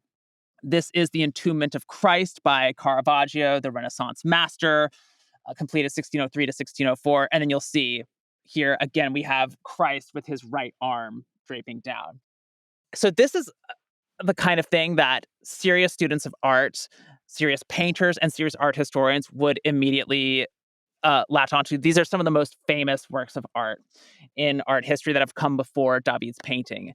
And so David is very consciously trying to align Marat with Jesus Christ, who was like the martyr of all martyrs, right? So he's drawn on Christian iconography to make a secular martyr of Jean-Paul Marat. I want to say too, like in this picture, the Caravaggio, so like there's sort of like white cloths are draped around him. And that's kind of similar to how there's the white cloths in the David. Yes. Yeah. Of yeah. Marat as well. Yeah, absolutely. And then, so that's Marat. So one thing that's interesting is that this painting also has certain things to say about Charlotte Corday, even though she is not depicted. And this is really interesting. So she has been sidelined, right? But her presence is nevertheless felt because you mentioned it earlier. He's holding a note in his left hand. That is the letter from Charlotte Corday that she supposedly sent to him. And if you look closely, it is actually legible. You can read what it says. And it says something to the effect of, today is the 13th of July, 1793. My name is Charlotte Corday. This is addressed to Marat. And then she says something like, suffice to say that I am miserably desperate. I need your help. It's something like that. Well, and I didn't mention that in my story, but that is true. Like she sent a letter to the house. She didn't just show up. Like she sent a letter being like, I would like to see Marat, please. So yes. Like, yeah. But it's curious too, because what basically David has highlighted then was actually the fact that Charlotte Corday visited Marat under false pretenses. So she's not heroic. She isn't triumphant the way that she arguably may seem in the painting by Jean-Jacques Hauer. She's duplicitous. She's a liar. She is a murdering liar. That is the implication of this painting. So a lot of these painters, David is really controlling or trying to exert control over how we interpret the murder victim and the murderer. I was just going to say too, like I mentioned before, like there's the knife on the ground. And I keep thinking about that. It's like, that's kind of like, it's such a significant thing to just kind of have, he's dead. Like when you look at the painting, if you didn't know the context of it, if you look at this, like eventually you could figure like what happened. Like there's a knife on the ground next to him and he's kind of bleeding in the bathtub. Like it tells a story. It does. And he's holding a quill and he's holding a note in one hand and a quill in the other. So he couldn't have stabbed himself, right? Right. Yeah. Yeah. Okay. So that's enough for painting. So with time, once the French Revolution dies down, it becomes more acceptable for people to portray Charlotte Corday as a heroine, someone who sacrificed herself for the good of her country, a martyr, all that. There are a lot of paintings that do that later, especially in the 19th century, but we're not going to talk about that. Instead, I wanted to talk about a different aspect of Charlotte Corday, because people were not just fascinated by the commission of the murder itself. They were awestruck by the way that she behaved, both in prison and on her way to the guillotine, because she was so self-possessed, so calm. Like, okay, like, is it 5 or 6 minutes? Like, how long? Like, yeah. Like, how long until we get there? And part of the way they talked about this was the fact that she claimed to descend from the great playwright Pierre Corneille. So here's where we're going to talk a little about him. So to give you like a little bit of an example, if someone in 18th century France came up to you and was like, oh, Pierre Corneille was my great-great-grandfather, it'd be like someone coming up to you and be like, oh yeah, Charles Dickens was like my great-great-great-great-grandfather. It's like as famous as it gets. Okay. So who is Pierre Corneille, and why did Charlotte Corday want people to know that she descended from him? Pierre Corneille was a 17th century playwright born in 1606, studied law first, and then goes into playwriting. And he's most famous for a play called Le Cid. And Le Cid was not just one of the most popular plays of the 17th century, but it was also one of the most controversial plays. And to understand why, we have to know a thing or two about dramatic conventions at this time. So there was a school of theorists called the neoclassicists, and they were basically coming up with a bunch of rules that all good plays must abide by. It's like, if you do not follow this rule, it's not a play. Like, you suck. We hate you. And we don't have to go through all these rules, but the three that we need to know are called the three Aristotelian unities. They're Aristotelian because, according to these guys, the Greek philosopher Aristotle had proposed all three of these theories. This is just again, France is just like, you know what we love? Ancient Greece, ancient Rome. Yeah, it is. Yeah, they're drawing all this inspiration from Aristotle and then other guys from Rome as well. Yeah. No, it's very much in line. So the Aristotelian unities are the unity of action, the unity of time, and the unity of place. So unity of action is one that's pretty familiar to us even today. It's basically like every play should tell a coherent story with a beginning, middle, and an end, right? Okay, that's fine. So unity of place. This is not in Aristotle anywhere. It was completely made up by the neoclassicists, but they argue that all effective plays must take place in a single location. And then beyond that, you have the unity of time. And that basically suggests that all good plays must take place in the span of 24 hours. So these are getting very restrictive, right? And this is where Pierre Corneille is going to get into trouble. So Le Cid. I'm going to tell you like what happens in this play right now. So it's based on a medieval Spanish myth. And our hero and heroine are two young lovers named Rodrigue and Chimène. Rodrigue and Chimène are madly in love with each other, Anne, but there's a problem. Their fathers are feuding, and they disapprove of the union. And toward the beginning of the play, and you have to remember, all this is happening in the span of a single day. Right. So they're like, oh my God, it's 9:30 a.m. and we're so in love with each other. Okay, at 10 a.m. that same day, the fathers get into a dispute. And Chimène's father slaps Rodrigue's father across the face. Okay? This is an insult that cannot be brooked. Rodrigue challenges Chimène's father to a duel right in front of her and kills him. And Chimène is like, oh my God, the man of my dreams just murdered my father. What do I do? She's very upset about all of this. So that took place at like 10 a.m. 10:30 a.m., Chimène goes to her maid and she's like, oh my God, I have to, what can I do about this? This is terrible. I need to murder Rodrigue and then kill myself. So 1 hour ago, madly in love. Now, 1 hour later, literally contemplating murder-suicide. Yeah. And so as it happens, Rodrigue has been overhearing this entire conversation and leaps out of his hiding place. And he's like, do it. Like, here's my sword. Kill me now. Kill yourself. Let's do it. And then Chimène is like, I can't. It's like sobbing into her hands. Like, I can't do this. The drama's pretty high, right? So what you do not know, Anne, because I have not told you, is that at the same time, the Moors are getting ready to invade Seville, where this play is set. So someone runs in and is like, oh my God, the Moors are invading. And Rodrigue is like, listen, hold that thought. Like, we're going to get back and sort this out later. I need to go defeat the Moors really quickly. So he gets on his armor, goes out to the battlefield, and single-handedly stops the invasion in like an hour. All this happens in an hour. Yeah. And then he comes back and he was so valorous on the battlefield that the Moors were like, you are Le Cid, which is like, I think it's like a bastardized version of the word for Lord, maybe in Arabic. I'm not sure. But that's where the title of the play comes from. So basically, at this point, then it gets really weird. And there's another duel that takes place. And whoever wins the duel gets to marry Chimène. Rodrigue participates in the duel. He wins. And then Chimène is like, oh my God, I love you now. Like, I've always loved you all along. And then she marries him, the man who murdered her father earlier that day, before he defeated an entire Moorish army earlier that day. And they live happily ever after. So that's what happens in the play.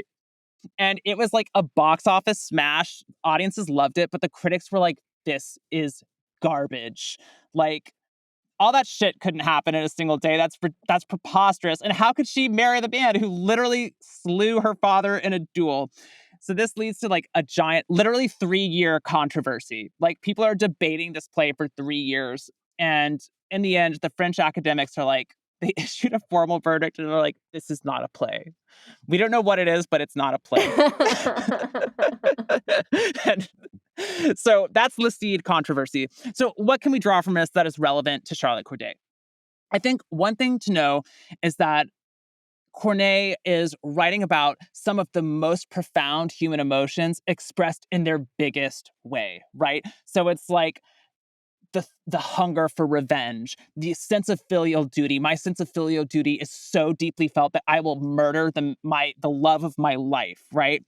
Or love of country or homeland, right? Lacide is so valorous, he's going to go out and single-handedly take down an army, an invading army. He's superhuman, right, in his valor. So these characters are just larger than life, and they take the kind of actions that can change the course of history.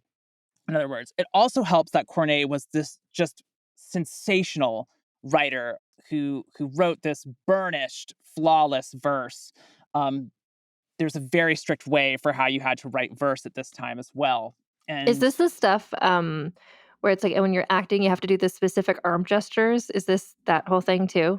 it was more before that. Yeah. Okay. Yeah. That's more of like an 18th century conceit, but this is more like a declamation, almost like you know that you're giving a speech, right? Because this tragic playwright has given you this like amazing French to deliver. Yeah. They had to write what was called the Alexandrine, which was rhyming couplets. Each line had to be 12 syllables. So God. again, extremely restrictive, like almost impossible to pull off. But these Yeah. guys, that's part of why they were blowing people's minds. They could work wonders even within these constraints. So Corneille is this amazing writer who with larger than life characters. And that's what's so important about his reputation. And that's why Charlotte Corday wanted people to know that she had him in her family tree. So when we talked a bit about Charlotte Corday getting ready to go meet her maker, on the scaffold or whatever, Samson, the executioner, comes in to shear her hair, and there are all kinds of different anecdotes about what happens here. But in one of them, I love this. Get ready for this. So she has her hair shorn, and she just stands up, and she goes, "Behold the toilette of death."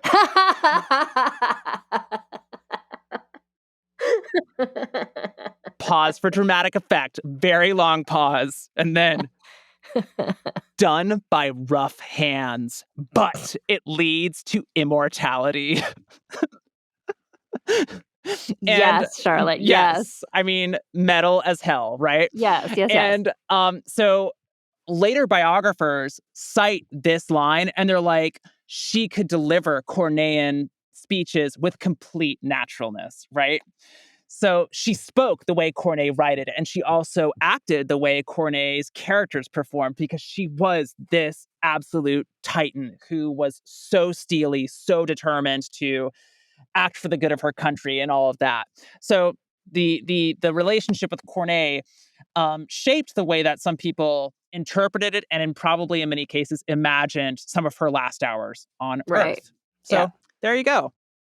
And we talked about this a lot in the Madame T episode, but also can you talk about the Madame T Marat waxwork? Sure. So interestingly, to my knowledge, Charlotte Corday herself was never depicted in the Chamber of Horrors. Well, I now understand why, because if it would have been, Madame T would have been in danger. It would have been in danger. Yeah. She was always, she had to be very careful about how she positioned herself during the French Revolution. But yeah, so there's a bit of a controversy. She unveiled her tableau of Jean-Paul Marat. So it's very similar to the David painting. You see Marat lying dead in the bathtub with I believe his right arm dangling over toward the ground. So their compositions are very similar. And Madame Tussaud made several claims about the origins of this tableau. And if you listen to our episode on Madame T, or if you've maybe listened to the season that I did about Madame Tussaud, you know that you better be skeptical because Madame Tussaud made the claim. She was known to tell a fib or three, but she claimed to have visited the crime scene herself and done sketches of Marat while he was still dead in the bath. And then she also claims to have inspired the composition of David's painting, which is kind of a bold claim because it's like this is considered like one of the most important paintings from this period of history. And the Marat tableau stayed in Madame Tussauds Wax Museum for the rest of her life, and she lived a very long life. And it also stayed in the Chamber of Horrors well into the 21st century. And I believe it's still on display today. So it's kind of one of the OG attractions. And that was when this is all circling back to, I know we talked about this in the Madame T episode, but when I was a youth in the early 90s, my family went to London. We went to Madame Tussauds. It was one of my favorite parts of the whole trip.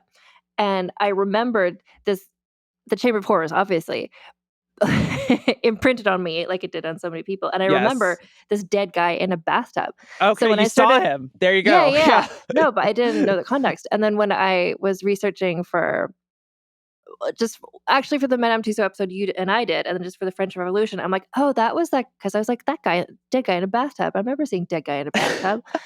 And I was like, oh, that's who that was. Okay. Like it's a memorable, weird, like if she had killed him at the National Assembly, it wouldn't be as famous, I don't think, as this weird shoe-shaped bathtub, the turban on his head. Like it's just like, it's a startling image. It's memorable. Yeah. Yeah. It's also a great way, I think, to introduce like children to a historical event. I guess you can make an argument, right? Because it is so indelible, and whose curiosity would not be piqued by such an image? Well, and also for me, like just researching this too, like it's like I just assumed that he was taking a bath as anyone might. I didn't realize that he had this like skin condition right? And was like working in the bathtub. Like he was never not in a bathtub. Like that was interesting to me too. Tub day, you know. Yeah. So what we need to do next is to score to, put this martyr, Charlotte Corday, on the Scandaliciousness Hall of Fame for vulgar history. So we have 4 categories, and I believe I sent them to you before. So everything is on a scale of 0 to 10 to cement her legacy here. So the first category is the scandaliciousness, which is how scandalous was she seen by people in her life and time. And I feel like we need to find an average number of before the murder and after the murder. Because after the murder, she could not have been more scandalous, like a woman who did a murder. But before, I think she was just living she wasn't like, she's a quiet kid reading books. Like she wasn't the sort of person who's like, oh my gosh, like all these scandals. Like she was just very much doing what was expected of a young woman. I agree, but she also grew up in a convent, right? So it's almost like that prehistory makes the shock of the assassination even crazy, like even more scandalicious, right? Yeah. I don't know. I mean, and the scandal is like very high with the murder of it all. Yeah. I mean, so for me, I'm like 10. I think. I think 10 makes sense to me as well. Like she didn't live like a life of ongoing scandals. She did one thing, but it like could not have been a more scandalicious thing. Yeah. But also think about like the implications are so far reaching and social and cultural and political. I mean, you have like Robespierre stepping things up, and then you have all these debates about the nature of gender, right? And they're like, wait, there's no way a woman could have carried this out herself. There must have been some sort of man planning this. But so I think, it really touched a lot of different nerves. It really did. It reminds me too of, I forget if I said this in the last episode, but during the when the Women's March, and then they went to Versailles and they like broke in and whatever, there was like rumors after that it's like, well, that couldn't have been women. That must have been men in dresses, because women wouldn't do those things. It must have been men in dresses. Oh my God. The kind of mental gymnastics, the backflips that people turn to make sense of these. Yeah. Just like, well, events. Women couldn't have possibly done things. So it must have just been men in disguise. Right. And she was just such a big case. Like the fact that she's like, it was me and it was just me. And it's just like that. Exactly. That's like a 10 plus, just in terms of like everything, cultural understanding of like society at the time. Yeah. And then I love that she was also like, dear Dad, I'm sorry I didn't ask your permission to leave the house. Don't be mad at me. That's what she's sorry about. I know. Okay, the next category. And again, like it's interesting because she's someone who she did one big thing in her Yeah. life. Yeah. So, it's not just like so the next category is the scheminess. Like, how much did she come up with a plan? Did she execute the plan? And I'm just like, I feel like 10 out of 10. 10. Okay, when you're like buying a fetching hat but also one thing that is so interesting that came out to me this time too is that she was very schemy. She had planned out everything, but she was also so ready to adapt because the plan changed. She wanted to go to the convention, but then she's like, "Oh fuck, he's not at the convention. He's Bathtub. That's fine." It's like I'm gonna try and get in there. Oh, I got turned away. That's fine. I'll dream up a Girondin conspiracy so that I can, infiltrate his house that way. Like so scheming and also adaptable. Yeah, I admire that in a person, just the adaptability of like and what, I want to put this all in the context of the French Revolution. Everyone's killing everyone. So it's just like if I support like Charlotte, which I do, it's like it's not she wasn't living in a society where everyone was like kind and wonderful and she ran up and killed this guy. It's like everything was shit. Everyone was killing everyone. And in that context, what she did was, I feel like, understandable and admirable. And just in terms of like having a plan and Following through. it was a good plan and she came up with it by herself, like notably. Yeah. But I think she read so much of the classics, the Greek and the Romans, and she's like, what would they have done? How would the Greeks have dealt with this? Yeah, Like, or how would I'll do. a tragic hero from Corday, like these are the kinds of huge steps they take. Yeah. Yeah. Well, when you were describing the plot line too, the fact that the woman in the play, what was her name? Shemen, yeah. Shemen was like, here's what's gonna happen. Like, I'm gonna stab you and I'm gonna stab myself. And I'm like, oh, okay. Like a woman taking action. Yeah. You love to see it. But yeah, just Charlotte, her plan, everything. She's like, and I'm gonna leave the Bible open to this page. Oh my and God. I'm going to like pin my birth certificate to my body because I know I'm gonna be ripped limb from limb. Like, she couldn't have been more prepared. Yeah. It was 10. Yeah. 10 out of 10 for Easy scheminess. 10. Yeah. I will also say too, to just to the point of scandalous, we already agree that she's getting a 10, but I think like the controversy actually extends beyond, and you can tell by looking at art history because the Soviets, for example, were not fans. Broadly speaking, were not fans of Corday, but then like the Nazis were, and there were like very different political reasons for why they chose that stance. But I think it's a crime that people continue to debate the ethics of, even today. So yeah. Yeah, no, and I'm just as I'm talking through it, I'm just like, why do I support her so much? And it's like, well, because so many, like, I don't condone murder in general, Go out on a limb. but like in this specific context, it's just kind of like she was like, someone has to do something, and here's what I'm gonna do. And it's like, if we're going like death for death, like how many people did Robespierre kill? How many people did Marat contribute to dying? Like she wasn't, it wasn't just like she didn't kill Pope Francis. It's not like somebody who's just like completely blameless. And she's living in a world like in her city. Like she saw the guillotine was like in her city. She saw like the guy who like gave her mother the last rites, his head chopped off. Like where it's just like, this is what life is like. And when you're living in that situation, like you got to take some bold action. So real. Yeah.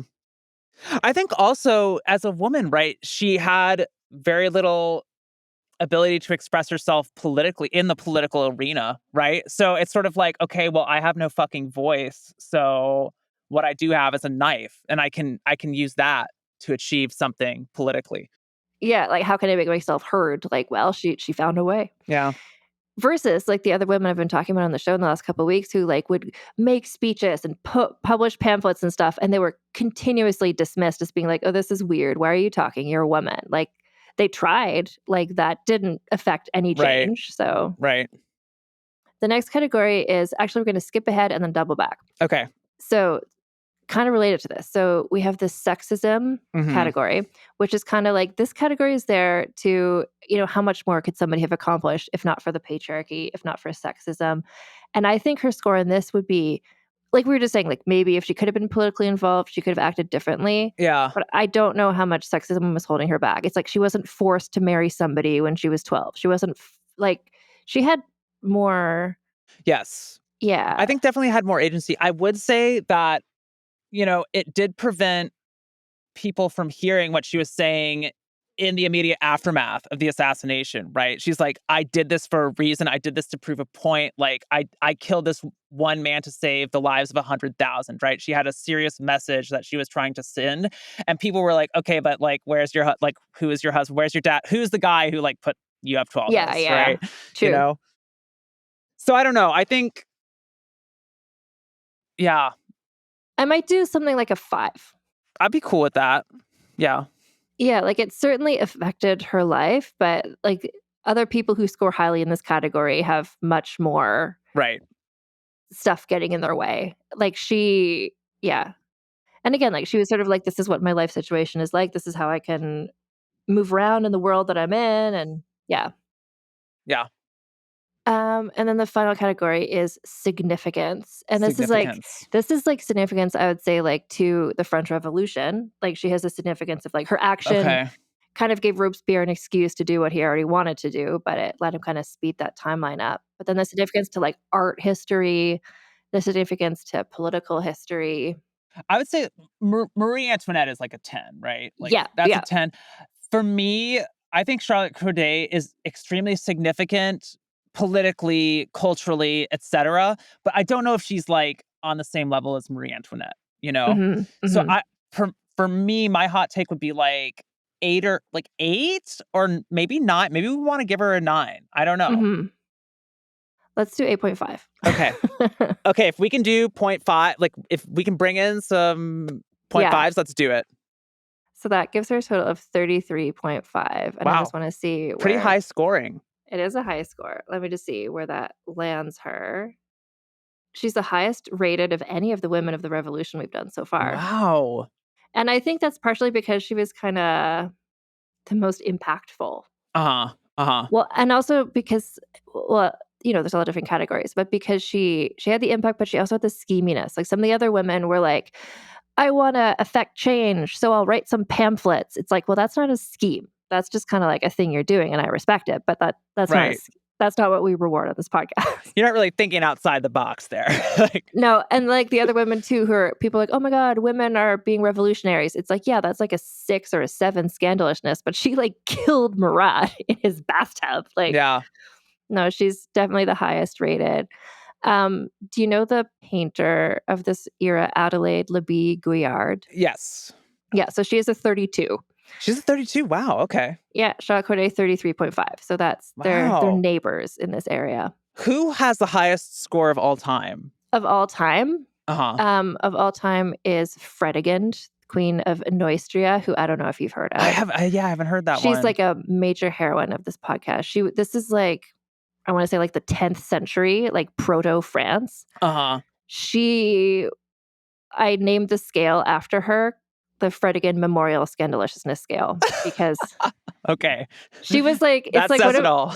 it's like, what if Charlotte Corday was queen in a wartime in like medieval times and just like killed Marat every 5 years for Damn. decades? Like Okay. Fredegund, like she got it done. But she also experienced extreme sexism. She did, yes. See, that's amazing to me because it feels like, yeah, that's amazing.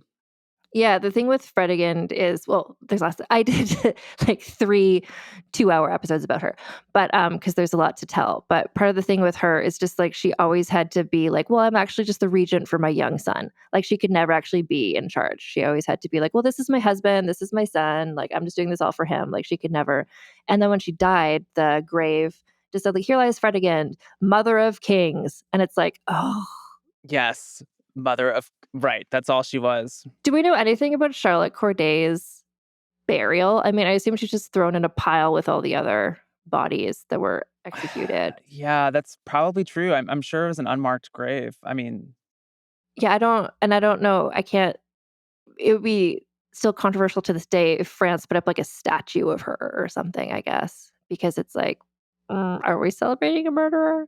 yeah, I actually don't know. That'd be interesting to look into. I'm not sure like what the feeling is about. Because she's so memorialized though in artwork, I guess, and a lot of women in history are not. So like she's got that for her legacy, for her artistic legacy. She's all over the place. So Gavin, this is like an XX long episode, but honestly, all the episodes this season are because it's a complicated time to talk about. But you know what? We have more to talk about. So we're gonna So for all the Patreon listeners, Gavin is going to join me for a short after show where we can talk about some more things. So all the Patreon listeners can head over there. Gavin and I feel like personally, I need to take a short break, but we will Yes. reconvene in the after Let's show. do it. I also need to plug my computer in so it doesn't die.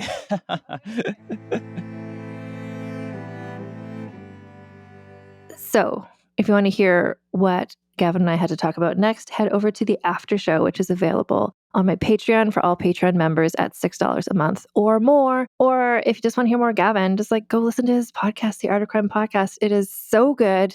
I mean, you heard what a good time he is and how well read he is and how much he knows about like the specifics of art history and theater history. It's such a good show. And I'm so happy to have gotten to chat with him here. Next week on the podcast, we're going to be talking about, I know I told Gavin this, but I forget if we recorded it here or if it's in the after show. But next week, we're going to be talking about a spy. We're going to be talking about a spy, a woman who was a spy during the French Revolution. She's another one of the women of the French Revolution, and she's not talked about as much as some of the others, but her name does come up pretty often. And I'm excited for you to hear that, as well as to hear my best attempts at pronouncing some Dutch words. Some listeners from the Netherlands help me out with that. And so I hope that I make them all proud. Anyway, in terms of this podcast and me and how to follow me and stuff, I'm on Instagram, I'm on Threads and Blue Sky. If you want to just like get my updates, the best thing to do is just to join my Patreon, which you can do for free. You go to patreon.com/AnneFosterWriter or go to Patreon, like the app on your phone or whatever, and look up Anne Foster. It's under my name, not under the podcast's name. That's where I post all my updates. That's where I post things because I like to post things for people who want to know about them. And when I post things on Instagram and Threads or whatever, like sometimes people see them, sometimes strangers see them, but I'm like, I want the people who are interested to see them. And that's why I started posting more on the Patreon. So you can join there for free or you can join there for paid. If you pay $1 a month on the Patreon, then you get early ad-free access to all episodes of Vulgar History, including past episodes. So like once you join the Patreon, you can connect it to your like Spotify or Apple or whatever. And the podcasts are all there. So if you want to like listen to a classic old episode of Vulgar History, like you want to listen to the episode I did with Gavin before about Madame Tussaud, or the one we did about Princess Caribou, or you want to take it all the way back to season 1, listen to Jean de la Motte, the story of the affair of the necklace, which is to do with the French Revolution. You can do that all ad-free if you are a member of the Patreon at $1 a month, $1 or more a month. If you join the Patreon at $6 or more a month, you'll get access to bonus episodes, the whole back catalog, the whole archives of bonus episodes of Vulgar Piece Theater, where we talk about costume dramas, including we did talk about the movie The Affair of the Necklace, and we've talked about the movie Chevalier, about the Chevalier de Saint George. If you really just want to like ensconce yourself in Anne Foster related French Revolution content, that's all there as well. There's also episodes at the $6 or more a month level of So This Asshole, which coming soon on there. I'm going to be doing So This Asshole Rousseau and So This Asshole Robespierre and maybe some other men from the French Revolution, because I'm making a lot of Nemesis, just reading about how badly all these women were treated by all these guys. And then also if you join the Patreon at $6 or more a month, you can join our Discord, which is just like a big group chat where we just kiki about whatever we feel like talking about. I also want to mention another way that you can support this podcast is by purchasing something from our brand partner, Common Era Jewelry, which is a small woman-owned business in the United States. All the workers are in the United States. It's I can't even speak about what tariffs might do, but if you want to buy something that's made there, that's not being imported from another country, this is a company that you can support. The pieces are made in New York City. They're designed by the owner, Tori. The packaging is made by a little family-run business in Chicago. She's just changed the logo, actually, into a new, beautiful design.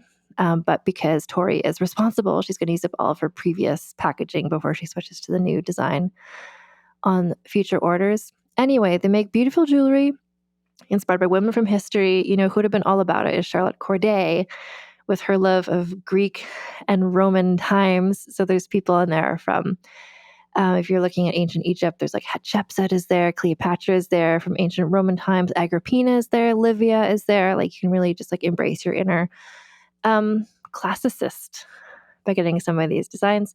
They also have a new Zodiac jewelry collection, which is really beautiful and really unique looking. Their pieces are available in solid gold as well as in more affordable gold vermeil. And Vulgar History listeners like you can always get 15% off everything from Common Era by going to commonera.com/vulgar or use code VULGAR at checkout. You can also buy Vulgar History merchandise, including boop boop doo, big news, new design, which is the Tits Out Brigade, designed by friend of the podcast, past podcast guest, Karen Moynihan. So the design is inspired by a retro Girl Scouts of America design, or are you called Girl Guides? They're called Girl Guides in Canada. I think it's Girl Scouts in America. Anyway, it's a retro design. It says Tits Out Brigade. There's kind of this like stylized group of women's heads. One of them is wearing glasses. That's me or you if you wear glasses. And it says Tits Out Brigade. And it's gorgeous. And you can pick that up, as well as the sister design to that, which are some merit badges. They're not badges. Merit badge inspired stickers, or you can get the design put on a mug or a phone case or whatever. And they are inspired by the badges that you get from the Girl Scouts or the Girl Guides. Except these are things that people on Vulgar History excel at. They're things like stabbing. Charlotte Corday would get that one. Poisoning. Fredegund would get that one. There's one for like stitchery, and the other one is like 365 party girl, having a nice time. That would be one for Carolina Brunswick or Lola Montez or Peg Plunkett or Peggy Shippen.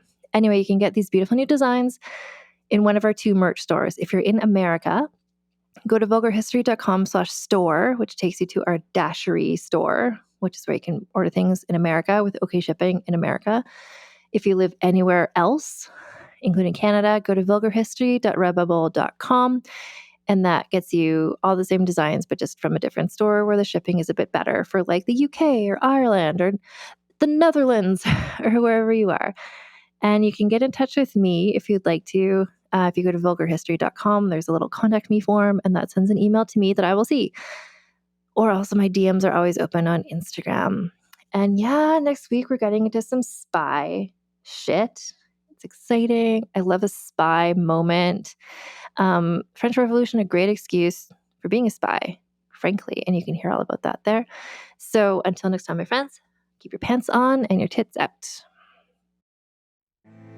Vulgar History is researched, written, and hosted by Anne Foster. That's me. The editor is Christina Lumagi. Theme music is by the Severn Duo. The Vulgar History show image is by Deborah Wong. Transcripts are written by Aveline Malik. Find transcripts of recent episodes at vulgarhistory.com.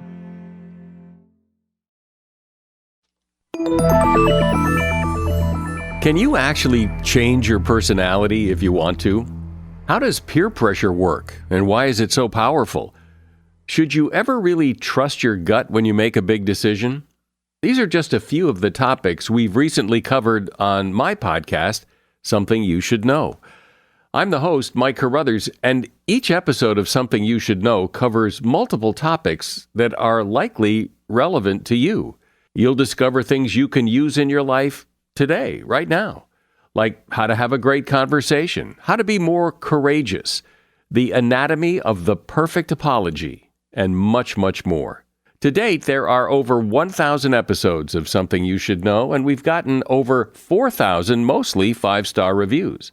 I invite you to check out Something You Should Know. Look for the bright yellow light bulb on the blue background.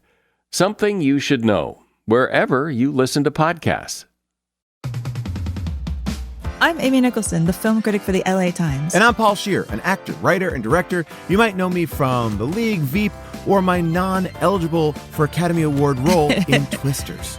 We love movies, and we come at them from different perspectives. Yeah, like Amy thinks that, Joe Pesci was miscast in Goodfellas, and I don't. He's too old. Let's not forget that Paul thinks that Dune 2 is overrated. It is. Anyway, despite this, we come together to host Unspooled, a podcast where we talk about good movies, critical hits, fan favorites, must-sees, and in case you missed them. We're talking Parasite to Home Alone. From Grease to The Dark Knight.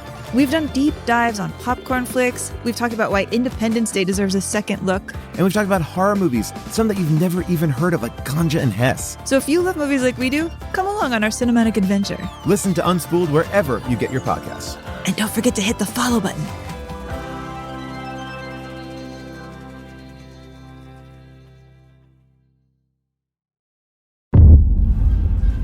Welcome to Gotham, Jimmy. It's not as bad as it looks. DC and Realm present. Our vigilante, or Batman as he's called, possesses extraordinary physical skill. DC High Volume. Batman. Fear. I have to make them afraid. I shall become a bat. Look there. What the hell? The Dark Knight's definitive DC Comics stories. He's got a motorcycle. Get after him or I'll have you shot. Take him down. Adapted directly for audio for the very first time. Thinks he's a damn Robin Hood. He dies. Looks like it's just you and me now, Phil Cooney. Hit the floodlight. It's showtime. New episodes every Wednesday. Follow and listen wherever you get your podcasts. Batman hasn't attacked anybody. What do you mean, blow up the building?